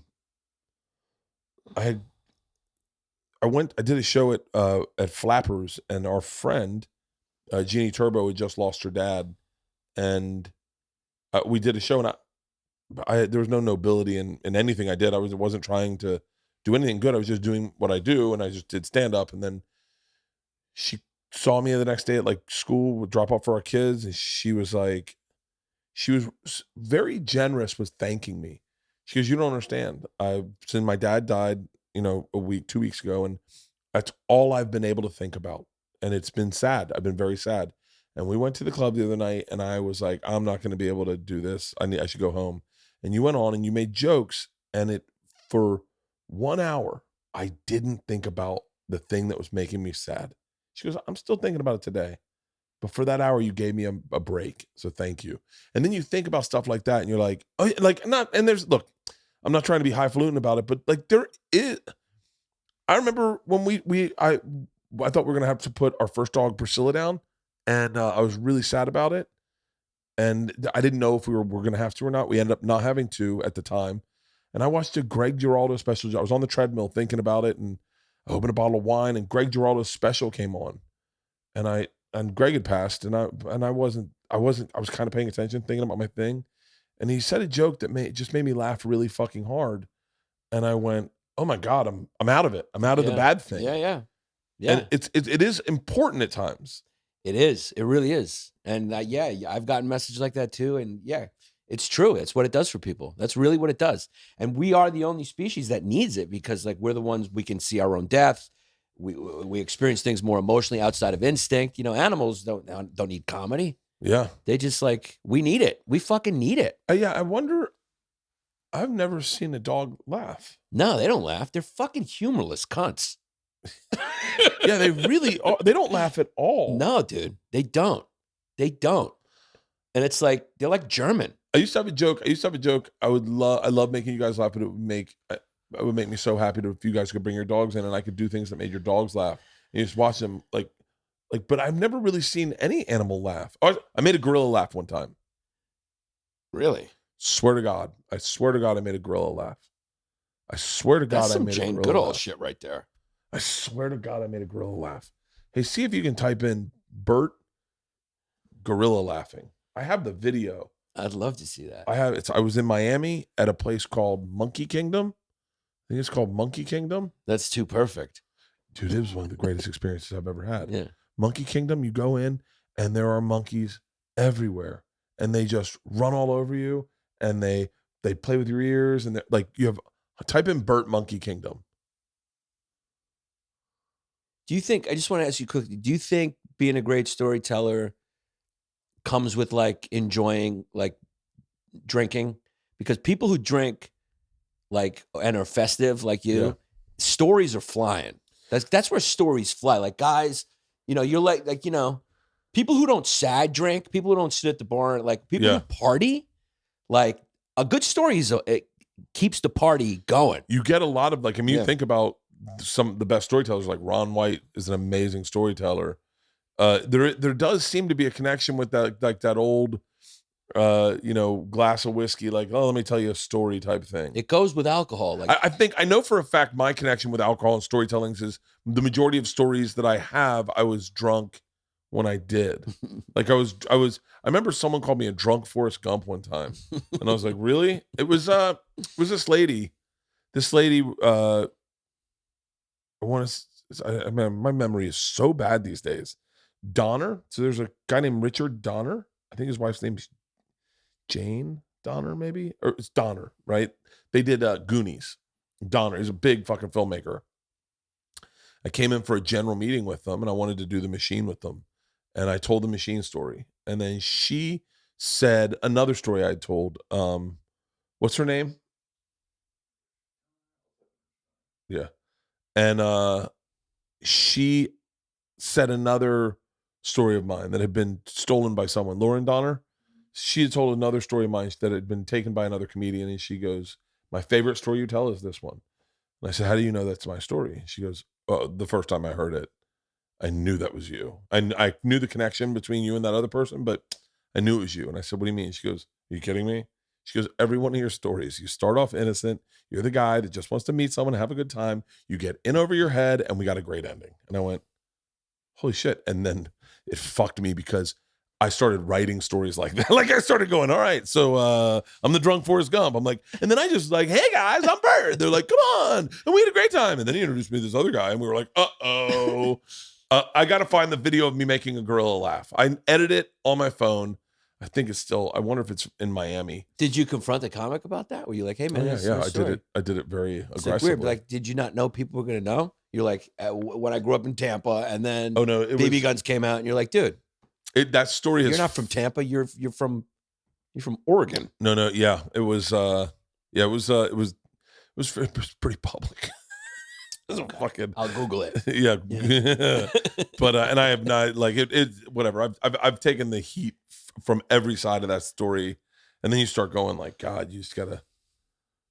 That was a fucking interesting story, but yeah, I think my thing is I do drink. I have an impulse problem, so like I get involved in things I shouldn't get involved in all the time. You Like, follow the fun. I follow the fun, and I say yes a lot. Yeah. I say yes all the time. I don't say no to anything. Right. And the only thing I say no to is if people say to me, hey, I'm going to ask you a question, but feel free to say no if you want to. I always say no, and I say, don't ask me the question. The answer is no. Right. Because it's always a fucking not a good question. Right. I had a bus driver one time going, nah, I got a question. Now feel free to say no if you want to. And I said, buddy, the answer is no. Right. And he goes, well, I haven't asked a question. And I said, something tells me this is a big ask. Right. And he goes, I mean, I probably should ask it. And if you want to say no, I said, don't ask it. I already know it's no. And he goes, I was going to ask if I could bring my wife on tour with us. And I was like, are you out of your fucking mind? I was like, you want to bring your wife, a Christian from Tennessee, to live on a bus with me? And you want, he goes, she won't be much of a bother. She'll sit up front with me. She'll sleep in the back. And I was like, whoa. Yeah, that's a tip off, right? If you hear that at the beginning when someone says, feel free to say no if you want to. Is that a tip off? So, I mean, my answer is no. That's like when someone says something racist, but they start it with like, no, I'm not racist, but. Dude, I was in a car. With one of those one time. Which like, first of all, you can say fucked up shit to me all day long, and I won't raise a flag. If there's some humor in it, Yeah. I'm not gonna raise a flag. You can say fucked up shit to me. I've had people on the podcast say stuff to me that is like questionable, and you go like, but I'll hear anything out. I love to hear everything. I love it all. No, I never go, oh, too much TMI, too much information. The thing I can't defend against, or the thing I get fucked up with, is when people are just like legit fucking racist, but they don't know they are, and then you have to sit and kind of co-sign with it in like an Uber or in a fucking car ride for an hour, and you're just like, I'm not a confrontational guy, so I just go, okay, Yeah. All right. Yep. Yeah, because it's also just not worth it. You're not gonna like. It's not worth it. I'm You're not not gonna changing change a racist person. Yeah. Yeah. I had an Uber driver one time. He's not gonna get out of there and be like, you know what? Thanks, man. You know, I've been thinking this way my whole life, but after this, when you told me I was wrong, now I get it. Yeah. You just like you can't. You're in that situation. You got to let a guy be racist. I was in an Uber one time, and the guy has the camera. I can see the camera is filming us in the Uber, and he is saying the most racist shit about Mexicans and black people in LA, and with no entertainment value. Not one humorous, not one insight that was like, oh, maybe, like just fucking racism. Right. And I just went, and I'm halfway through. I go, I'm just greenlighting everything this guy's saying, and there's a video of me going, I noticed that too. Yep, sure thing. And their women are horrible. Like that would be a great movie. That would be like a great movie. What's that? Like if you're in an Uber. And like because of cancel culture, whatever, and like even if you're just like you're Bert, right? And then like it's on film, and then you got to find that Uber driver, and like the whole thing is to get that camera, and then he finds out how valuable that is somehow, and then it's like a goose chase, like he's trying to get it, and the footage is not of his face, it's just of me. Yeah, it's just you nodding, and he black people are, and I'm like, yep, yeah, and he's like trying to get it to whatever TMZ or whatever. And you gotta like, it's a wild goose chase to not. I've heard so many fucking racist things from Uber drivers that there are times because I only take Uber Black because I try to cut the conversation. I one time got in an Uber. Oh, dude, when I get in an Uber and the guy speaks English, I'm like, fuck. When he does it, I'm like, yes, I'm gonna scroll on my phone in peace. I was in an Uber in Vegas in March 2020, and the Uber driver was like rejecting names, and he's like, I just reject all the Asian names now because I'm scared of this virus. But he was like, I reject any name that's Asian. I reject it. I'm like, damn, dude. Any name that's Asian, I just reject it. You know, want to know something funny? One time, maybe I shouldn't say anything about this guy, but there was a comic who was driving Uber, and he was going through some emotional issues. I won't say his name. I'll say his name so that you know. But he was going through some stuff, and he was driving Uber, and I saw him losing his shit in his car in a parking lot. And I walked up, and I was like, "Hey, it's." And he was losing his shit in his car, and I said, "Hey, man, what's up?" And he was like, "Oh, fuck." And he's like, "What's up?" So what are you doing? He goes, "I'm just waiting for my Uber." And then this person goes, "Are you?" He was like, "Yeah, hop in the back." And I went, "Oh, this person's on a ride. Yeah. Like this is gonna be a fucking long ride." Yeah, because when you get an Uber, you're getting an Uber with like, it's not a professional driver. It's just some dude.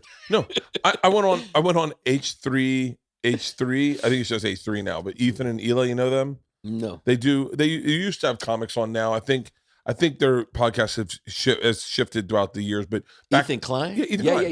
He used to have comics on all the fucking time, right? Yeah. And so I did the first podcast he ever did. We didn't air it because I got him drunk, and he got a little wild, right? And so we didn't air it. And so you sell it as an NFT now. That's what you do. Yeah, Ethan. Let's sell it as an NFT. That's what you do with those podcasts. I got a podcast with Ari. We were just talking about it. I did a podcast with Ari where he drugged me, and we watched it. Yeah, that wasn't cool, Ari. No shit. But there's the reveal of me getting drugged is so sad. It's so sad. There's no comedy in it. You just see a guy who thinks he might die, and his friend really doesn't give a fuck. But I go, NFT? A couple $1 million, I'll give that to somebody. Yeah, but you want to own worth it. Make that tragedy worth it. But I told Ari, I said, because like he was like, so many comics didn't come to my defense over that Kobe thing. I said, yeah, you find out who your real friends are when Kobe dies. You know that for him. That's Ari. That's what Ari found out. Ari's a wild boy. He really genuinely is. You know what's so funny is Tom and I were just talking about this. I don't know if we were talking about this on a podcast. But he's such a sweet guy. He is a great guy. When you he's a great dude. He's just got a screw loose. He's a little, he's wild. He is. Yeah, you shouldn't drug your friend without his knowledge. You shouldn't. It's very illegal, I think. It's criminal. It's criminal. I remember there was someone we couldn't tell about it. Yeah. It was like Dr. Drew or something. He's like, I think I have to report this. And I was like, no. Yeah, it's. I like Ari so much that I'd maybe be friends with him afterwards, but I'd be like, you gotta let me just beat the shit out of you. Just like you can't fight back, and then we're even. I told and him, I'm sure I think he might like it, like the Joker. He'd be giggling throughout it, and then finally get on top of you and let blood drool in your mouth. Yeah. He goes, you don't know where I've been. Ha ha ha. Ari is the sweetness of it is why I forgave him, because the phone calls I have with him, where it's just me and him on the phone for like an hour, are so important to me, because he really is a great friend. He just in public and like on a podcast, and when he turns it on, when he doesn't turn it on, he's fucking awesome. Yeah. When he turns it on and cranks it up to it just. I was like, it's worth it for me. Like we didn't talk for a month, and then I called him and we kind of said, I told him, I said, I'm going to need some time to trust you and stuff. And like, and I definitely don't trust him. I'm like, I'm not putting drinks around him at all. Right. Because I know for Ari, the real comedic genius would be to drug me again. Like that's for him. That's how his brain works. Yeah. Is you thought I was scared or whatever. He would make a great pro wrestler. Yeah, or criminal. Criminal. Yeah. It's funny because you see, like, he's like the Joker. I can't. Yeah. Yeah. But he does it with like a deep voice. I can't. Bert, Yeah. Bert, I don't know. I don't know what to do, Bert. Yeah. Yeah.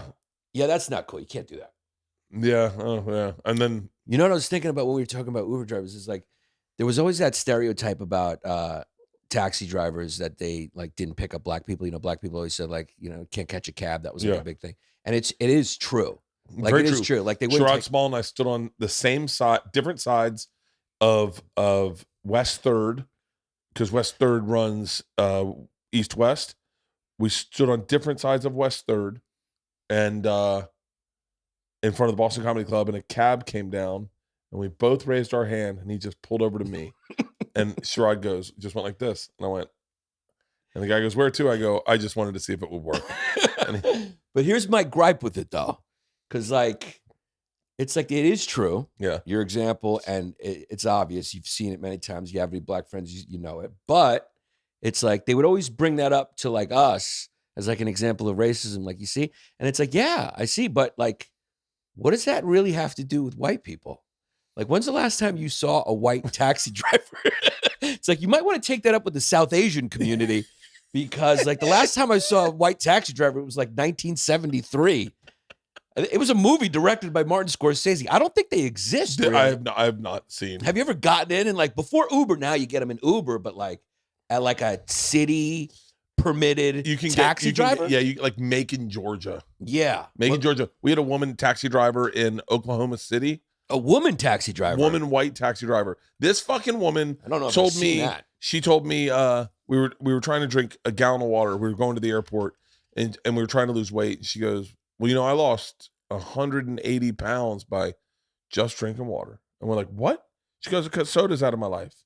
Lost 180 pounds in a year. And we're like, whoa. She was like, well, that, and I got lap band surgery. And I was like, no, it had nothing to do with the water. It had nothing to do with the water. Just giving you a heads up. The surgery you got to lose 180 pounds, that's why you lost 180 pounds. Right. I was like, I wanted to throw her through a fucking window. Right. I was like, don't fucking come at me. That's a good point, though. Yeah. Okay. This is where we get in trouble. Is it racist if you form your opinion based on your experience? For instance, I was with a waitress from a comedy club outside a bar in New York when I was there, and I was trying to flag down a cab. And when she went to get in, he went, I'm not going to Brooklyn. And she went, what? And he goes, I'm not going to Brooklyn. And it's like he knew that based on what she was wearing that she was a waitress. Mm-hmm. He assumed based on what her attire is that she probably isn't a waitress and living in Manhattan. Mm-hmm. And he didn't want to drive to Brooklyn. Mm-hmm. So he said, I'm not driving to Brooklyn. And she goes, I'm not going to Brooklyn. And he goes, I'm not going to Queens. I want to stay in the city. She goes, go fuck yourself. And he's like, okay. And he just took off. Right. And you're like, he made a decision based on, and so is there a reason they don't pick up black people? Is it because they don't want to drive do they assume they're driving somewhere far? Like if they see a bunch of guys in wife beaters with Yankee hats And like I'm trying to think of where a far place away, like Benson. I don't know how far Benson. Yeah, no, they would know. Yeah, like you're probably right because like you're going, I got to go to the I wanna Bronx go to or Bensonhurst, Brooklyn. yeah. Yeah. Like, is that why cab drivers do it, or they just go, I don't want to get? Is there other reasons too? I'm sure there's probably other reasons. I don't know. Yeah, maybe other reasons, or that could be it. But all I know is like they put white people on the hook for that, and I just wanted to point that out and be like, dude, I don't know. I don't know if they're like unicorns. When you see a white taxi driver, you're like, holy shit, can I take a picture with you? Yeah. Like, the last one, like they were like around the 80s and they were like Vietnam vets. There was like a pack of Marlboros on the dashboard, like a little ponytail, Did you ever see the movie DC Cab? I think so. DC Cab, it had Bill Maher. Yes. It was the fucking, and then I was like, God damn it, I want to be a cab driver. I was in like 5th grade and I was like, Mr. T was in it. Yeah. You know who was in it? Charlie Barnett, who is like Dave Chappelle's mentor. Charlie Barnett, was he the guy who used to perform in the park? In the park, and then he died. I think he died of AIDS. Yeah. But he was like Chappelle's mentor. So he taught Chappelle to like pull up a thing in the park, just start performing. You can raise money that way. And Chappelle, what a fucking interesting career that guy's had. Yeah. Started young, man. He started so young, and it could have really broken him. Yeah. And I guess it did. I guess arguably it did. I think fame is like, it's so much better to get famous later, isn't it? When you have like a sense of self and stuff like that. Like, you know who you are, and I mean, I'll you tell know you, what like a real friend is. It's so nice. I mean, I'm not like the most famous person, but I'm You're famous. pretty famous. Yeah. I mean, I get recognized everywhere I go. Mm. And so it would have defined me if I was younger. Right. So I don't think I've ever really talked much about this, but like when I got written up in Rolling Stone magazine, I was famous, and I loved the way it felt. I loved it. It was like the most titillating feeling I'd ever felt was to walk in and people knew you, and or to sit somewhere and people staring at you and talking about you. I think I had very low self-esteem all growing up, and then when that happened, all of a sudden I was okay. I was cool, right? Like I was actually cool. Like, and I was cool, meaning like people were like impressed by me. Like the football team, all the offensive linemen were at this bar, Yannis, oddly enough, was the name of the big bar that everyone went to. It was called Yannis. And Yannis is obviously a Greek guy. Yeah. And yeah. so- There's no, yeah. Or now, I guess, Black African guy who grew up in Greece. Yeah. And they pulled me aside and they wanted to do a shot with me. And I was like, yeah. And I moved to New York chasing fame. Like I wanted to be famous. And I moved out to LA and got on a TV show. And I remember thinking, when does it happen? Like, when do you get famous? I remember other comics saying those exact words to me. Hey, I've been on TV for like a year. When do I get famous? And I remember I was like, I think you got to get I think it's got to be a big deal. And then at a certain point, and I wanted the fame because I wanted a hot girlfriend. I wanted a house in Hollywood Hills. I wanted a nice car. But I wanted the things I thought I could never have, right? And I remember, and it kind of defined me. I said things to my wife, like, even when we were married, I was like, I'm never moving to the fucking valley, okay? You're never going to move me to the fucking valley. I live in Hollywood. Like, certain things like that meant something to me. It wasn't until, like, my kids were in middle school. I mean, like, even, this is really sad, but it's true, and I don't mind sharing it. We bought a house in the valley, and we went to the school, and I was so depressed. Because I was like, I'm now just some guy that lives in the valley. I've given up on my dreams. I remember that's how I felt. So I was like, you only make it if you live in Hollywood. You don't make it if you live in the fucking valley. Not having no perspective of why to say that. And I went to the school. They had a big fair. And we went. And I remember just being like, I don't want to be here. I want to be at our other school. At our other school, it was Fred Savage, Nia Vardalos, Jay Chandrasekhar. These were the parents at that school. So you were around famous people. So you thought, I'll be pulled up by them. Like someone's going to go, hey man, I should put you in my movie. And like that was like, Billy Crudup was like a friend at the school. And you were like, and he was the sweetest guy. His ex-wife was like a famous actress. And he was dating Claire Danes or something. And you'd see them and you'd have conversations with them. So all of a sudden fame became accessible to me. I remember thinking I could be you go to Nia Vardalos and Ian Gomez's house, and it was like fame was accessible in a weird way. When we moved to the Valley, I was like, well, that's it. We're just gonna live with all the grips and fucking and the DPs and like we're gonna fucking and the people who produce reality porn or whatever. And we went to this school, and fucking Leanne knows me so well. She goes, "Hey, this school's not that bad." And I said, "Well, whatever, it's fine." She goes, well, "I don't know. I mean, do you see who's playing guitar on stage?" And it was a group of dads, and it was Luke Perry, who is the definition of cool.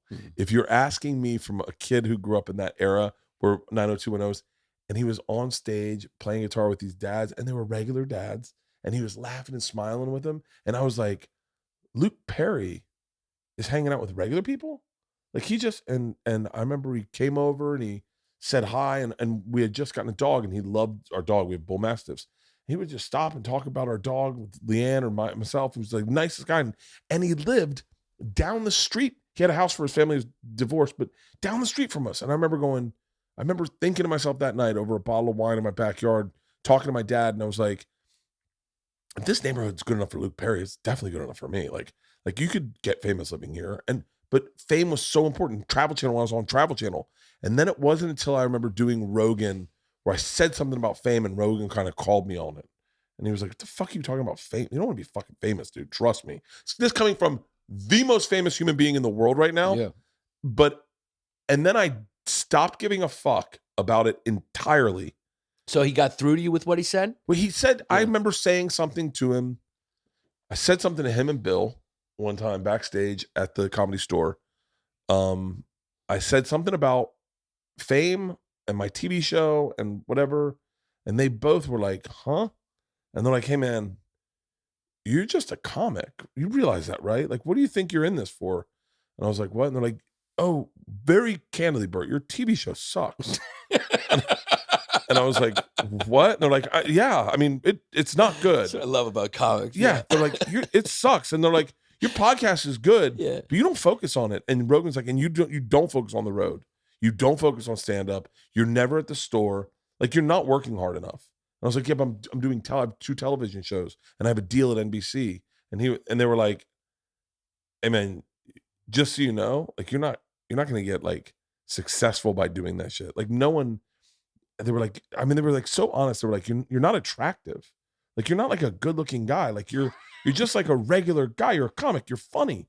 Like focus on the funny, man. Focus on the funny. And I got fired from Travel Channel, and I got lost the deal at NBC, and I was like, or not lost it, but I just kind of lost interest.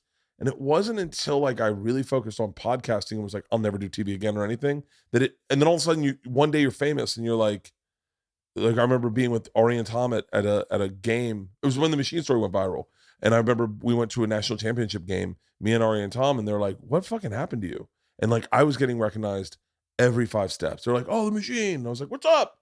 I was like, oh, thank God I got it when I didn't give a fuck about it, as opposed to when I cared the most about it. Interesting. It would have defined me, and it would have ruined my life. And it's probably like all those guys we see that get it when they're 25 and they have this big pop, and they kind of lose their shit or they fall out, and they focus writing their act to reclaim the fame. These are what the fans liked. And it was like, I mean, it's interesting because even still, like, I don't care about, it's funny, I don't care about fame at all, but I quite enjoy it. Like today I walked in right before you came here. We have friends coming over tonight, so I got some steaks for them. When I go to this place, they know I have big dogs because they know me. But they don't know me because they know me. They know me because I'm on television. So I go in today, and I said, I get the steaks, and then he's like, how many dogs? 2 and a little one, right? And I said, yeah. And so he gives me bones. I go, oh fuck, I got a little one coming over today. Can I get one more little bone? And he goes, hold on. He's like, I'll go back to the back. I'll get it for you quick. Don't worry about it. And I went, oh, cool. So I have a bone for that dog. I bought it like a real frozen marrow bone. Oh, awesome. And I walked out and I went, hey, that's not so bad. Like they don't know me because they know me. They don't know my wife. They don't fucking know her. They know me because I'm on television or whatever. I don't know, whatever I am. Netflix. But it's not, I'm glad it showed up now. Has fame ever mattered to you? No, it hasn't. That's probably a problem. I want for anyone who's still listening, I want to say that They're this all is still here. It's this riveting. is the definition of my podcast. This is the definition of this This podcast is whittled in to this. I give an 8-minute diatribe about fame. And then I look to my guest, who I should have asked the question to first. And I go, does fame matter to you? And you go, no. That was like you did it like Leanne telling her story. You should have done that after. No, not really. See, because if I did that first and then you told yours, that would have been a big climax. The climax now is just no. Oh, that fucking makes me so goddamn happy. That is the perfect. So what matters to you in this business? Like, what is your, what are your key tenets? I want, to be honest with you, this is I just feel blessed to be doing comedy. I have that same chair. It's great. You got it from, that's, whatchamacallit, Crate and Barrel. Yeah. Yeah. All of them, same ones. Yeah. Yeah. Oh, shit. Yeah. You got 4 of them. Yeah. Yeah. I love this era because it's like, it really is like comics have control and you don't have 100 people, if this was like a show on TV, there'd be 100 people, things we can't say. Yeah. It's layers of fabrication, and comedy's best when it's uncensored. That's why it's best live, when it's just like the comedian leading it. And so I love that. I have no complaints about cancel culture. It's made comedy fun again. I think so. And I just want my seats full. Being famous isn't bad. Like, I've had some characters that got big and then I sold tickets, and that felt good when people respond to you well and know you, even if it's a small niche. But doing comedy, like collaborating with other comics, making jokes, and getting paid for it is just like, it's amazing. So I just want my seats full. I want my podcast to get bigger. Yeah. And that was what, can I tell you, right when I started to actually get famous, that's all I wanted. I've been fired from everything, kicked off a tour for not for doing anything wrong. Just they didn't see me as a viable option. So I got pulled off. I shouldn't say kicked off, but pulled off the Funny or Die tour, the oddball thing. And all I wanted, I had very simple goals, is I want to put more people inside the clubs, and I want more people to listen to the podcast. And I just was like, I'll just see if I can get them. I used to call it spiking. I was like, I'll see if I can spike things. It's all I gave a fuck about. That's all I give a fuck about. And then by the way, and that's all you have to give a fuck about. Mm-hmm. And not to go back to Chappelle, he kind of made it that way. Mm-hmm. Him and Rogan kind of made it that way. Where like, Rogan doesn't do movies, doesn't do television, just does his podcast and stand-up. Chappelle, the one guy who could greenlight $1 million movies left and right. He could have the biggest career. He already does, but he could redefine what a movie star. He would mushroom cloud Cosby, Rock, Kevin Hart, everyone. He could have it all, and he just chooses to do stand-up. Yeah, he walked away for 12 years. Really. Him doing that it made us more valuable. Yeah. I think you're right. And I don't think it's like because of any great reason. I think like your personality handles it probably very well. Like, because you're just like very friendly, open, and like people, you like people, you like being around people. Yeah. I'm more like a little paranoid, So it's like I want like my cake and eat too. Like I'd love people to come and fill the seats. But like when people see me outside, I'm like, why are you talking? I'm like, I'm kind of reserved. Yeah. Segura's like that. Yeah. So that's probably why. Like it's like, hey, dude, you got to deal with that. Like, I'm not very great when people say something off stage. They probably leave going like, that was kind of a dicky interaction. Oh, I see. I'm in a weird way. I feel like if I was a fan of yours, you might end up at my house. That's happened. That's definitely fucking happened. That's actually happened a lot. Yeah. Like, to the point where I think I'm way too accessible, because people will say stuff like, hey man, why don't you come by? And I'll be like, okay. You'll be like, yeah. Like you said before, you say yes a lot.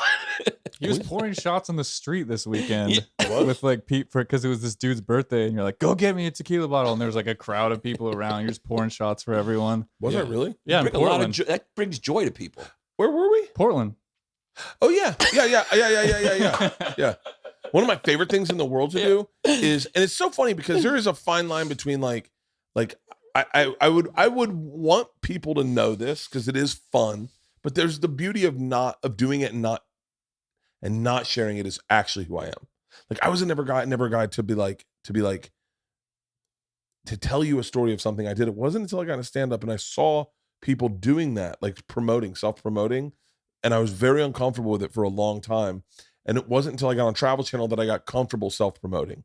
I had to take a class from them. They kind of taught me how to do it and how to focus on what promotion needs to look like. It was very valuable, and I fucking fought them. I did not want to take it.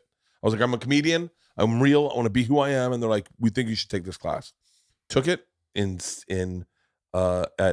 New Braunfels, Texas. They flew this guy out. Me and him sat in a fucking hotel for an entire day. Got dinner that night, and I learned so much from this guy. Like just on just little things on how to highlight things. To drop it was so fucking good. But I was not a self-promoting guy. One of my favorite things in the world to do is I'll do it in Vegas this weekend. Get $1,000, go up to a table full of fans, and drop $100 in front of everyone and go bet recklessly. I just want to watch, and just watch people. I did it in. I guess I did it. I've done it a few times, but I did it in the East Coast. What's the East Coast? Borgata. The Borgata. And Jersey. Chick hit fucking big on black hits 200. Yeah. She goes, what do? I said, I don't know. It's up to you. It's yours. I go bet recklessly. Yeah. She goes, for real? I was like, yeah. She puts it all on black again, hits again. She goes, what do? I go, take it or bet recklessly. And she goes, it's not my money. I don't give a fuck. Puts it on, hits again. And I go, she goes, what do? I go, fucking walk away with the goddamn money. Yeah. She was like, you want your 100 back? I was like, no, it's yours. Yeah. But it's so fun. That's fun. When it's not like to give someone your money, like you just go, I remember one guy going like, what?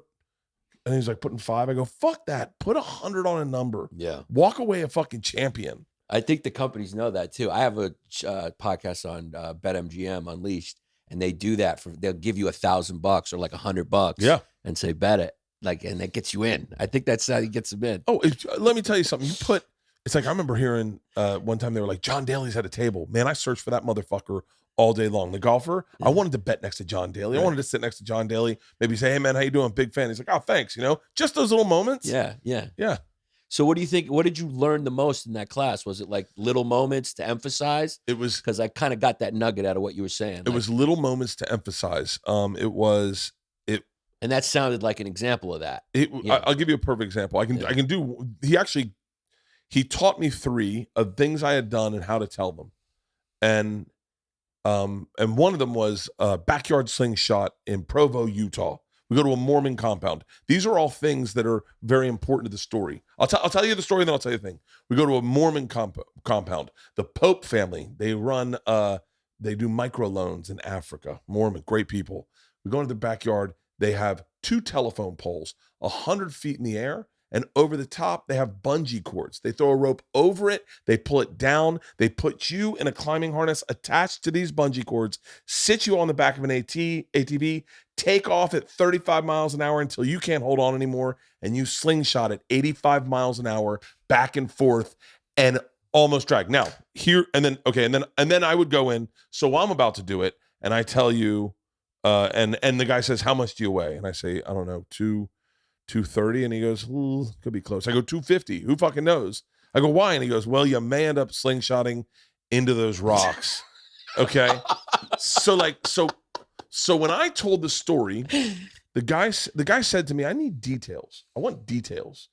I want to know how big the things are. Because when I told it to him, he goes, tell me about the family. I go, oh, I think I might have said something a little maybe disparaging about Mormons, like I'm a comic and I'm a young comic still. So I'm like busting balls, no booze, no coffee, whatever. And then he goes, did you have a good time there? I said, I actually had a great time. They invited my family to move in with them. Like for real. They gave me the Book of Mormon. I said, it was just no booze, but that's fine. They eat pills. I mean, they don't, but Mormons eat pills. So I could do that. He was like, all right, keep all that out. Did you have a good time? I said, yeah. He goes, what did you like about these people? I said, they're really good people. They do microloans in Africa, and I don't think they make any money off it. They just loan out money to people in Africa. And he was like, okay. All right, great. So just tell me that. Pope Family Ranch, Provo, Utah. They're good people. Just tell me that. I went, okay. So I told him that. But give me details. I want to know how high they are. What are the bungee cords? they strapped up there, and then they throw a rope and they pull it down. I go, yeah, and they put you in a climbing harness. And he goes, and then what? And I go, oh, it's over from that point. You just hold on to it, fucking hope you don't die. He's like, oh, okay. How fast does it go? And it was like the way he told me to promote the show was really fascinating. So it got me very comfortable with disassociating myself with the promotion and letting the facts be the promotion. Like just letting the and it's funny. I when Instagram stories came out, I had not a problem in the world doing something crazy and then flipping the camera to me and giving you the facts of my tour dates. Like I remember one time we went into a liquor store, me, Tom, and Ari, and they were playing Raspberry Beret. It was a liquor store in Southwest Atlanta. It was the African American part, and we walked in and we were like the only white guys in the liquor store, and I just started dancing and I threw my phone up, and it was because of my training at Travel Channel of getting up to people's faces, going, "Hey, I'm Bert. What can I take you on a trip of a lifetime?" That kind of shit. I had no problem doing it, and then I had no problem remembering the details I needed to get you through to you. Like it's a perfect example. Do you want to know? This is the training I got at Travel Channel. Pull up my shirtless ski video. Have you seen me snowboard shirtless? No. This is a perfect example. This guy changed in me. He goes, always be yourself. But when you get to the thing, tell me the details I need to know. How tall were they? How fast were you going? Because those are all very tangible for anyone to wrap their head around. And when I started doing tour dates, I was like, fun. If a camera's on me, okay. No, other one. Oh, I did just see this, but let's watch it. Shirtless. There you go. I just saw it. Yeah. So this was recent. You posted. This was this weekend. Yeah. Okay. Look, this is the perfect example, right?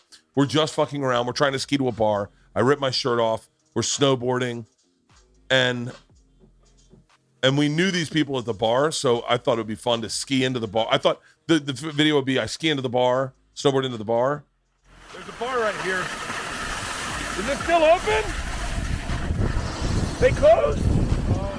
No, I'm like, Fresno, San Francisco, Bakersfield. I'm coming your way. Birdie Boy Relapse Tour. Paradise on Earth.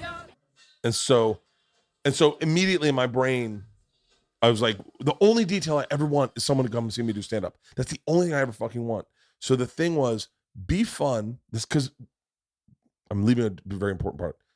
The part of the story I found interesting was, how much do you weigh? And so that's all I told. He was like, no, give me the interest. Give me some numbers. Give me something I can wrap my head around. So, and whenever I do any video, it is, in my head, it is fun, but I gotta say those tour dates. And it was Travel Channel, 8:00 on Wednesday nights, Bert the Conqueror's airing. Like, it was just, he goes, get it ingrained in your head. Trip Flip, Tuesday. This Sunday night at 8:00, we got a double premiere episode. He goes, put those in your head, say them 100 times to yourself, so that when you are doing a show, like Good Morning America or whatever, and you're telling them, he goes, you don't have to worry about trying to be funny. You can give them good statistics, good numbers, good heights, and then you can be yourself. You can let it breathe, and then come in and tell them when your show's airing. So it was like the most valuable, and I did not want to do it, but it was like so good. Like it really helps with comedy, oddly enough, because when the details to a story are so. And I didn't do it the other day. I mean, and it's like, I have this joke about going to an escape room with my kids and my parents. And my wife's like, why aren't you describing the room? And I went, oh yeah, it was a fucking lunatic's room. Because it starts painting the picture for the listener. Yeah. Yeah. And it's like, instead of just saying a room, it's Yeah. like, then they can't, you got to get them visualizing. Is that what it is? Mormon compound, Yeah. 2 telephone poles, Right. 100 feet in the air, probably 20 feet apart. Right. They put a rope over, they pull it down, like just the details of those things. And they move so quickly that I forget about them. But it was like, that guy was so good. And it was a class I did not want to take. Because, with a comic, a lot of times what you do is like, it's so flowery. You want to make it so flowery. And you forget the details are, I want you to come see me perform. That is all I give a fuck about. Check out my podcast. Check out this, And I get it. That's a great lesson. That's a great thing to learn and to do and put into practice. It's like when I saw Stamos was doing a video of you making cooking, pizzas. doing pizzas. For whatever reason, the most engaging content I've ever fucking seen. Really? Oh yeah, I'm watching you make a fucking pizza in a pizza oven, and you're fucking playing with the dough, and then it comes in, and he's commenting on you. All I wanted to hear was your tour dates. All I wanted to hear your tour dates. I get it now. All I wanted to hear your tour dates I should have turned it into a fucking tour promotion. Fuck yes. Yeah. Fuck yeah. By the way, it's not too late. Yeah. What you do is next time you're at Stamos house, go to that same place, take a camera, spin it around, and just put it on your face and go. And then you plug it in at the end. Now I get it. That was the other thing, that everything could just be just boom, and then flip. Oh, dude, I've done so many of those where you do something amazing. You're like, I should have said a tour date. Then you just go, hey, I'll be at the fucking da da da da da da. That'd be funny if it gets to the point where you're watching like a street crime. Yeah. And someone's getting stabbed, and they just flip it around, and you go, Oregon, Wisconsin, Chicago. Help me! Not now. Hold on. Where am I? Albuquerque. While the world's burning, you just flip it around. It's Bert, and I'll be in Albuquerque tomorrow. Yeah, I want to see you. I want to see the video. I wanted, like, because knowing that you're staying at Whitney's house. You're so good at that. No. No, but you're so good at, like, yeah, you do make that engaging thing. And then like, sometimes I remember your tour dates, and I'm not going because I'm not there. I wanted to see I was like, if I was staying at Whitney's house, there are a list of videos that I could shoot that I would love to see. Like, I want to see you with a towel wrapped around your head in a bubble bath in her bath, and then go. She's not here. And Yeah, I'm she's not taking here, and full I'm advantage taking full advantage of it. And then maybe someone walks in, like that guy Benton walks in, and he's like, "Your cocktail's ready." Oh yeah, you're right. Whitney is a fascinating fucking person. She's fun. Yeah, she is a fascinating fucking person. Did you ever hear the story about her with the magician? No, I'm sure it's gonna be good, because she actually, to train her dog, she goes and pees with the dog. She got it from supper the first day we were there, and she just goes, "Hold up," and she went outside where I could clearly see her, and she just squat and peed. And then to try to tell the dog, this is where you pee. She peed. She gets in there. She is. Yeah, she is into fucking dogs. She's into dogs. And she also pees around the property to market for coyotes. So that is fucking fascinating. And yeah, she Did you become friends with her when you and Mark did that podcast? First through Tim, I met her. We went over to her house, hung out, and then when me and Mark, she invited me to come and do her podcast, and then she double booked me and Mark at the same time. So I walked in. Mark was already there. She gets up and is like, "You interview him." So I started interviewing him. And then she comes and just sits in the chair. So then it was just me and her sharing a chair for 4 hours. And a microphone. Huh? And a microphone. I couldn't. Halston was there. I produced it. Oh, that's right. Shit, dude. It's you. I was just wearing a mask. Yeah. Fuck, dude. You were there. Uh-huh. How crazy. It was like 5.5 hours or something. She cut like an hour and a half out. Are you serious? Yeah. Oh, we did a podcast with her that was like fucking 5 hours. And we had to cut a solid 2 hours out. I couldn't feel half my body the whole it got to that point where it was just numb and I forgot about it because I was half off the chair. Yeah. Like for 5 hours, I had one cheek on the chair sharing it with her. Drinking. She shaved you at one point. It got wild. Yeah. It was tell you, can I tell you who I would love to hear you on Lex Friedman's podcast. You know, I did it. What? No, it's for real? Yeah, I did. All right, I'm going. I just heard Tim Dillon on it the other day. Yeah. And it is the best interview I've ever heard with Tim Dillon. I got to listen to that. It's the best interview. I love Tim Lex. Dillon says something that I think should go viral and I know Tim would never want to be like a LGBTQ spokesman, but they were talking about not coming out of the closet. And I'm paraphrasing and I'm sure I'm doing it wrong, but Lex said something to the effect of, "Do you regret not coming out of the closet earlier? Do you have any regrets about that?" And Tim was like, I was in high school and like I was just trying to keep my friend group, and that was so valuable to me then. I didn't want to fuck it up and be put on the outside. And he goes, I thought people would be cool with it, but I wasn't certain. And so I didn't want to come out and say I'm gay. And then all of a sudden I don't have any friends. And I was like, oh my God, like that breaks my heart that I was certainly in that friend group of, I'm sure, people who were gay that couldn't come out of the closet. And they couldn't come out of the closet because I'm certain I said words that didn't make them feel like this is going to be a safe place for me. Despite the fact that it would have, I didn't behave that way. And it was like, it was such a great fucking interview. How did you meet Lex Friedman? He reached out to me. I think I did Rogan the first time. Maybe that's how he found out about me, or maybe through Tim. He knew me and Tim were friends. He just reached out to me and asked me to do it, and it was incredible. I really enjoyed talking to him. It was a fun episode. It was probably 9 months ago. I did it a while ago. I want to watch it today. Yeah, and it was really, really great. Lex is great. Yeah, he is. Yeah, this is his little Men in Black suit. He's got like one suit. I've got it locked and loaded. Yeah. He's really a great interviewer. He is a absolute cyborg, though. He really is. I mean, he's like, I'm sure he's probably like 25 years younger than me, but like, he's maybe not that much. Well, maybe he's probably in his 30s. Yeah. He is. So not that much. His rituals, the way he lives a day. Have you ever seen Lex Friedman Day in the Life? No. It is fascinating. Yeah. I mean, fascinating. Is he like one of those like rigid? Wake up. One of his things when he wakes up is to remind himself the rules for the day. Like, and I was like, you have rules for your day? And he was like, social media 3 times a day. I can't go on more than 10 minutes, and I'm only allowed to go on 10 minutes when I've posted 3 times a day. His diet is 100% keto. He eats once a day, I think, maybe once a day. And by the way, it's like he shares all this, and I'm not judging him, but he eats like 2 pounds of ground beef with like carrots if he's going to treat himself. And I'm just like watching this, thinking of the life I live, and go, we have like, I'm not seeing any of the overlap. Like, I'm not seeing, except for the part where he goes, and then maybe I'll have a drink. And I'm like, oh, thank God. Right. God, you need to give something to yourself to reward yourself. Right. But the one thing he does that I started doing, and because I'm a big fan of his, but the one thing I did that I started doing was, this is really silly, but I'm keeping a happiness journal. And so I saw Rob Dyrdek talk about it on Brendan Schaub and D'Elia and Callan. And he goes, I can tell you quantifiably how many bad days I had last year. He goes, I had 12. I keep a track of that shit. I maximize all my days. I know when bad shit. And I started going, I wonder how many bad days I had. And I go, not a lot. But then I was like, wonder what a bad day would be.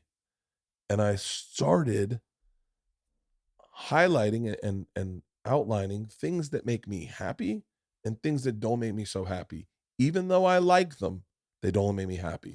For instance, jalapenos. I love jalapenos. They're so good. But then I'm unhappy for longer than I'm happy when I eat the jalapeno because I'm shitting blood for the next fucking... You sure that's the jalapenos? It's or the jalapenos. It had nothing to do with the 47 beers. It could be. Right. It could be, but the jalapenos tips it off. Right. Dude, I veered away from my happiness journal yesterday. I feel like a doctor might disagree with you. If you went there and be like, dude, how bad are jalapenos for me? You could be like, look, I don't know if they're as bad as the 47 beers you had in fucking Utah the other day. Yesterday I went to fucking Tom, and he gets breakfast tacos. Yeah. And I'm like, I've already outlined what makes me happy, right? Like fasting until noon makes me happy. It does make me happy. Working out makes me happy. Spending time with my kids makes me happy. Not drinking before 5 o'clock makes me very happy because the next day is the tax. But then you went also drinking before 5 makes me happy. So I'm at an impasse here. I ended up drinking tequila with Tom and then eating breakfast tacos and putting the spiciest stuff on them. And then I am throwing up in my mask, like throwing up in my throat, going through airport security going, I know this doesn't make me happy. Right. Why did I do this? Because when you did it, it was lit. Oh, it was, yeah. Because like, who's going to say no to breakfast tacos and tequila? Yeah. And so you're like, this looks like fucking great. But it was like short money versus long money. Right. I get what you're saying. But then what if it ends up being like, I hate that day because I didn't have breakfast tacos, jalapenos, and beer. So that's what the happiness journal comes in. Right. Is you start writing, hey, I didn't have that. Right. How was the rest of my day? It was really great. You don't have that 2-hour window where you're shitting and diarrhea is coming out. Right. Like, and I was like, interesting. So I get to my happiness journal last night and I log in just how unhappy I was after eating that. And then just not enough to kill it to get a buzz, but enough to make you feel sick to your stomach. Yeah. And then going like, I know that isn't what I like. And so this morning I said, I'm going to do one of the things Lex does is he does gratitude every morning. He says what he's thankful for. So I said, I'm going to try this. I don't know. I mean, I'm into anything hokey. I sit out and I get some sun with a coffee and I closed my eyes and I thought about what I was grateful for.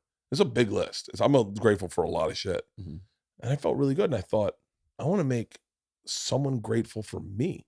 Like that would be cool to be someone to be grateful for me. And so I was like, oh, that would be a cool way to live your life. And so all this just exploring happiness, like, is just unfolded, like all these like ways to like, and I was like, okay, I didn't like the way I drank yesterday. I have a long night tonight, so we leave tonight for the tour. And so I was like, don't start drinking until like 7. Like wait till 7 to drink. Were you just staring at the clock? 6:58, 6:59. You had the beer ready. I've looked at this clock twice. You're like, 7, go. All right, we're in. Because I know I'm going surfing tomorrow, and I know that I want to get a good night's sleep. I know that surfing will make me happy, even though I can't surf. Right. But like, and so I don't know. But this is all based on Lex Friedman, because I was like, Lex Friedman and Rod Deerdeck, because they're very like, and I mean this, I don't mean this as a slight, but they're very like autistic about the way they look at life. Mm-hmm. Like, these are the numbers that I can plug in. So, and it all started because I got COVID, and I couldn't tell if I had COVID because I thought I was hungover. I was like, it's bad. You're like, dude, I think I've had COVID 1,000 times. No, twice. Dead seriously, twice. 2 really bad hangovers, and I was like, I gotta clean my fucking life up. Have you gotten COVID yet? Yeah, I had it bad. Yeah. Really? I had it bad the first time around. You're way back. Yeah, I had it like November last year. I had it during Thanksgiving. It was bad. Really? Went to the hospital and all that shit. So what did they do in the hospital? My sodium levels dropped down low because I was in my GI tract, and I've never felt that poisoned in my entire life. I couldn't even like get water down. So I was like trying to eat soup, and I'd like try to push it down with water. And so my sodium levels just ended up dropping real down. And I felt like, thank God I went to the hospital. I was like, the EMT came and they were like, you're just going to feel shitty. You don't need to go. And I was like, are you sure, dude? I feel like, and they were like, so it was a lot of it was in your stomach? Yeah. So wait, how did that happen? Wait, COVID was you got it from I got it from Akash. Yeah. He gave it to everybody. He gave it to everybody. And I gave it to Colin Quinn when he did our podcast at that time. God. Yeah. I remember that. Yeah. And then I'm worried. I'm sitting there, and that's part of it is like, and this was like the uncut COVID. This wasn't like this Omicron shit. Yeah, this I got was Omicron. Like, yeah, you got that. I got the stepped on COVID. Yeah, you got that stepped on COVID. I had that pure cut. A lot of baking powder. Yeah, I got COVID. That fucking brownish Colombian uncut fucking COVID.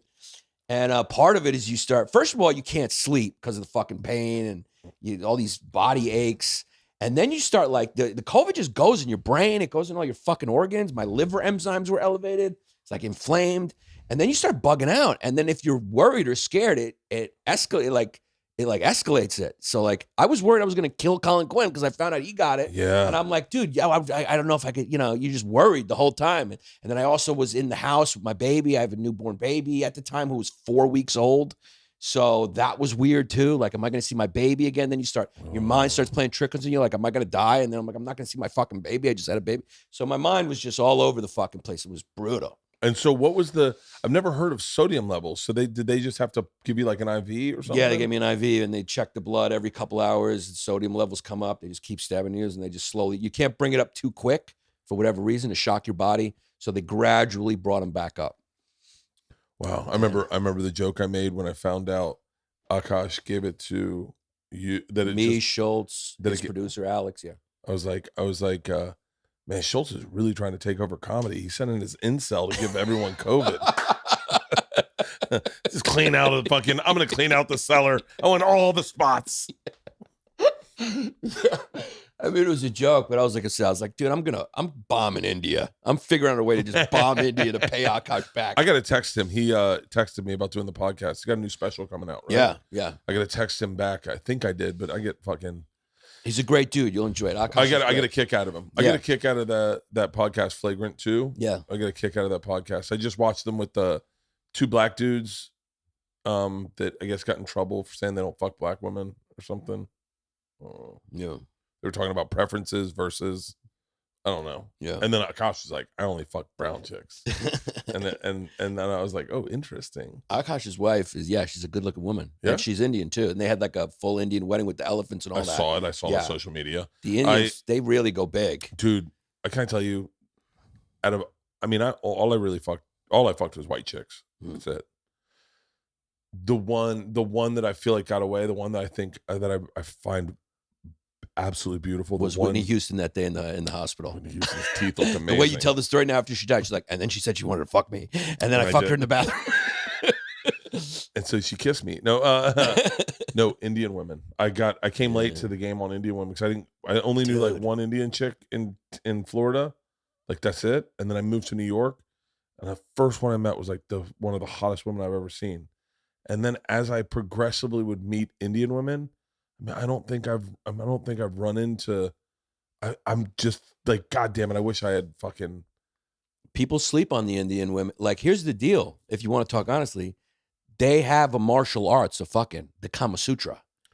Everyone sleeps on Indians. They fuck, dude. They shiver in each other. They've figured out like something, and they don't really share it. They shared yoga.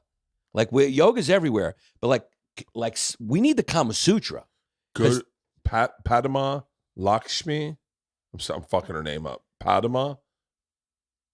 Like all those cult leaders, like that documentary on Netflix. You remember that? What was it called? Wild Wild Country. Like that dude was fucking all the women who were in his cult, and they always do. These yogis, these dudes are ninja fuckers. They have the martial arts. They know how to make bitches shiver. I wasn't far off on this name. Padma, Padma. Look at this shit. I don't do any of this, dude. Lakshmi. Look at this. Hold on. I could like to see. Don't go to her yet. Let's see some moves. Look at all these moves. Have you done any of these? I've had a chick sit on my face before. Yeah. I feel like we're boxers and this is MMA. We're like a limited. I haven't done. I don't know what that scissor. Is that two chicks? No, this is all. So wait, how does your dick bend straight into her? They figure it out, man. I bet. I got to try that one. Yeah. Oh, fuck. I'm not going to have sex again. Have you ever done the one where you're riding the girl, but you're fucking her at the same time? I love it, but it feels kind of beta-ish, but I love it. So you climb on top and you kind of ride her, but your dick is in. No. Oh, that does feel beta-ish. Yeah. No, I have not done that. No, it does. That does feel very. It plays with gender roles, but it's lit. Have you done the one where you tuck it between your legs and then bend over and then she fucks you from the ass? No, I haven't done that. My dick doesn't bend that way. I did one time that was really good. It was the best way to explain it was you're laying in bed, but you're sitting like this. So I'm on my side and I look like a chair, and then but I'm on my side. Then she comes in on her back and looks like a chair, and you have sex like that. Comfy. It was so comfortable. Yeah. It was so good. And it was like, we did this thing, 12 nights of Kama Sutra. We did 12 nights of Christmas every December with our friends. And then randomly we were like, we should add in just Kama Sutra. Every night after we party, let's all go have sex with our wives and the wives with the men. And obviously, and we'll share, we'll all pick like 3 poses. And then we'll share them and we all got to try them. And then we'll share our experiences the next day. Like, what did we think of them? And I love it. It was great. And then Leanne and I fucked every fucking 12 times in December. And I was like, this is all. She would come in excited. She goes, hey, we got to try this out today. And I'd be like, because like they were all texting. It was so fucking fun. And then our Asian friends gave their kids fucking Advil PM, knocked them out and did all 12 the first night. And wow. They were like, oh, we fucked up. I thought we were supposed to do them all 12 tonight. I was like, I can only fit one in. Yeah, man, they're onto something. Like they should have a class in school and like teach. It would probably just like make sex for everybody better. It's interesting you say that because this sounds crazy to say this. I'll say it the way I was just thinking it. I was at your wedding. I was at Akash's wedding. I was at Schultz's wedding because I followed it on Instagram. Right. And so you follow it and then you see who's there and then you hit them and then you see what their pictures are. Yeah. And so like, yeah, I was at I watched your wedding. Yeah. It's crazy you didn't get to see my wedding. Maybe I should put my wedding up one day. I bet that would get tons of it might get tons. tons of fucking. The dude whoever made my video, my wife hired them. They made my video is lit. Yeah. It's a good, like they made a great video. How did not everyone get Omicron at Schultz's wedding? That was right when Omicron came out. Yeah. I was like, the number's going to be high, and no one got it. Yeah. But I think everyone had it by then. Yeah. Did you go? No. Yeah. But I watched it on. Did he put up a video of it? I haven't seen it. Yeah. He put up one today. He's still putting them up. He's chopping it up like a special. Yeah, he's like He's like, I'm dropping one every week. He's like, dude, when you do a wedding video, you don't do the whole 15 minutes. You chop it up. Chop it up. A minute at a time. But it comes out every Monday, guys. Wedding drops. Monday and Wednesday. I'm gonna put out. I've got video from my wedding too. I should hire an editor to edit the video from my wedding. It's a great idea. Hell yeah. And then why don't you narrate it first and say, this is what you're about to watch. And this is what I was thinking. You will see the funniest fucking thing ever. My buddy, we all got drunk the day of my wedding. Mm-hmm. Was Corky there? No. My best friend Croy was. And he was like, hey, would someone just grab my tux? And we were like, well, we're all going. Why don't you just go with us? And he was like, I'm going to take a nap. We're like, yeah, we're all tired. And he was like, I'm just really tired. I'm going to take a nap. And we're like, well, what if it doesn't fit you? He goes, it's going to fit me. It'll be fine. So we went in to this, to this tux shop in Carrollton, Georgia. And we said, we need to pick up all the tuxes. And he's like, you have some trying on? We're like, yeah, we'll try them on. He's not here. And he's like, well, what if it doesn't fit? And we're like, hey, do you have what's the shortest legs you have in a pair of pants? And he goes, huh? I go, with his waist size, what's the shortest legs? And he goes, I can do like an inseam of like 25. And we're like, with that waist? And he's like, yeah. It's like we did it once for a really fat guy, but very, very short. And we're like, we'll take him. His pants went to here and we gave them to him. I mean, I've never cried so hard laughing in my life. But what's the best part of this? He walks into my room and he goes, look at my fucking pants. And they're up high and I'm crying, laughing, trying to be straight, going, oh my God, what happened? And he goes, this is fucking ridiculous. Do we have time to go back to this thing? And I go, I don't think so. And he goes, oh, so I'm just going to wear pants like this? He goes, I can't do this. I can't be in your wedding. And I go, dude, you're going to be fine. No one's going to notice. And he goes, they're going to fucking notice. Nobody's going to notice. So when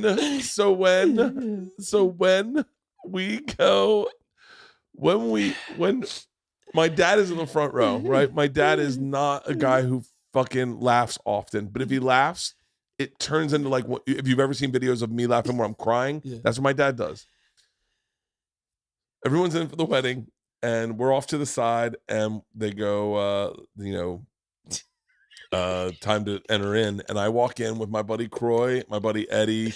I forget who else was in my wedding. And my dad sees Croy's pants. My dad's known Croy since he's 10 years old. My dad sees Croy's pants and he's just going, like he was crying, laughing, bent over, crying, fucking laughing.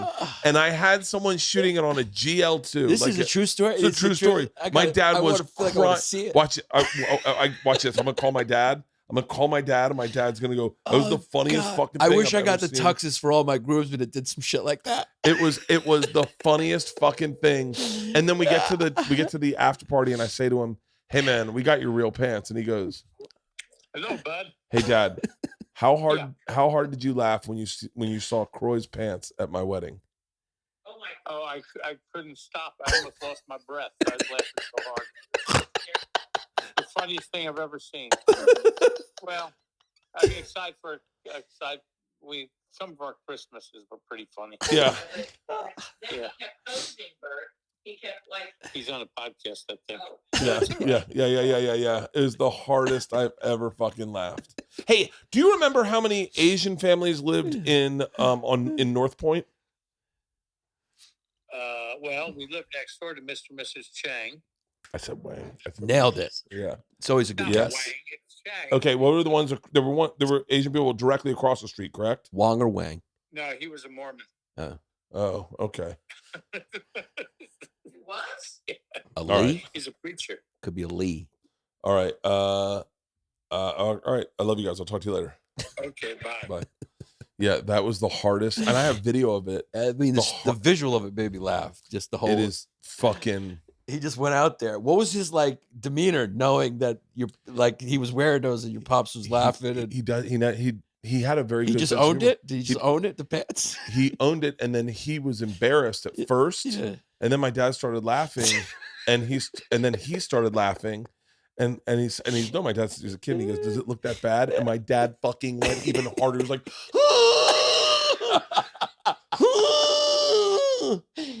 "Oh God!" I wish we had a picture of that. We have to have pictures. I'm sure we have a wedding album. Hang on, let me see if I can get Leanne to bring it out here. That's legitimate, just fun. that was the.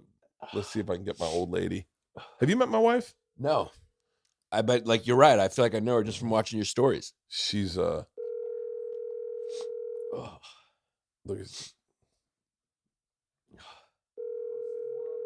That was fucking funny. yeah. Yes. Hey, you don't happen to have a picture of like our wedding album of like Croy's pants, do you? I sent our wedding album somewhere, but I mean, I have to find it. No, don't worry about it. Where are you? In the front yard, this dog is falling asleep on Georgia. All right, we should wrap this podcast and go out and play with that dog. Okay. All right, love you. Bye. Dude, I got to say this, and I was thinking this today. I feel very lucky that I know you guys. Like, you guys are everyone killing it right now. You, DeStefano, Schultz, Dylan, Norman, fucking Dan Soder, Big J I've known for a long time. But I feel very blessed to be friends with your crew because We're the New York guys. you're the New York guys, and you guys are all doing it so big right now. Like, you guys are all starting to pop, and it's cool not to be, it's cool that it used to be the older people didn't like the younger people, and it's just how it went. And I love that that's not how it goes anymore. That's why I love this era because that's another reason to appreciate this era. There's no like cutthroat, only a certain amount of spots. It's like, it's like when Whitney texted me and she goes, Yannis is at my house. Are you gonna have him on your podcast? I was like, I didn't know he was there. And I texted you immediately. I was like, hey, can you do Wednesday? And you're like, yeah. And I was like, oh, fucking perfect. Because this is, I mean, I hope you understand this, but like, you're a big get on a podcast. You're fucking awesome on a podcast. Thanks, man. When people let you talk, you're really good. Thanks. No, I mean, the stories were great. I didn't want to interrupt any of them. I was enjoying listening. I want to do more drinking. How long are you out here for? When do you? I may leave tomorrow, Okay. but I could be here for a couple more days. I doubt it, though. My wife wants me back because there's a snowstorm coming in New York, and she's like, for you real? better come back before Thursday. It's going to be 2 feet of snow, whatever. I got to shovel. That's what happens when you get married. You may have to leave your career to go shovel. What were you doing out here? I did San Diego, and then you know the Babylon Bee? They're like the new Onion. They're really funny. Yeah. And they're killing it online. Yeah, they do like funny stories and like memes and stuff like that. But they do like fake headlines and fake stories. And so they reached out to me and they were like, do you want to shoot this sketch about Hunter Biden where you play Hunter Biden? And they also have a podcast that we do that, but then we'll do the sketch with you. And so I went, I was like, I'll be in San Diego. I'll do it on the 25th. And then, I spoke to Whitney. She was like, you want to stay at my house? I was like, sure. And then I just lined up a couple pods and, and then I'm doing Tim Dillon's show tonight at the Stand, and that's it. Oh, So I was figuring, like, if I'm out here, I'll come to LA. Got to come to LA more often. Yeah. Yeah. Yeah. I mean, I'll tell you, man, I always think it's good. I used to be better, but I'd go to New York and then reach out to everyone and spend like 7 days there and do like Opie and Anthony, Bobby's, like this is back in the day, and try to get some on my podcast, do them out there.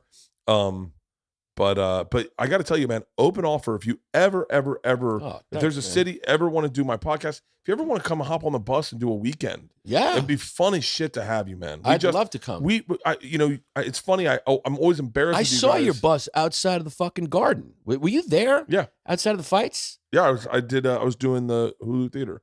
Oh shit. I was doing the Hulu Theater the same night. Fucking Bert's buses. But like, if you ever see like I'm in fucking, please, if you ever see like I'm in Brooklyn coming up. Yeah. If you're like, hey man, I'd love to hop on stage. I would love to have you. If you want, you can hop on the bus. We'll do the whole weekend. And we just did it with Shane Gillis the other in Arizona, our Arizona run. We had so much fucking fun because we know each other very well. When you have someone that doesn't know everyone come on, it steps up everyone's game because it's a blast. I'd love to. If anytime. Yeah. I'll hop in the fucking baggage compartment. You won't even know I'm there. It's like, oh, he's here. It's an open offer, and like literally when you see it, if you look at the dates and you're like, oh, I'm going to be in whatchamacallit on Wednesday night. I would love to just hop on Tuesday, Thursday, Friday, or if you're like, fuck it, I'm going to hear they're going to New York the next week. Do you mind if I hop on for a ride back home? Anytime. Right. Thanks, man. It's an open offer. I really think you're absolutely fucking hilarious. Thank you, dude. I feel the same way about you. You're a hilarious, fun dude, and it's just thanks for having me. Oh, come on. I'm going to introduce you to my daughters and my wife. All right.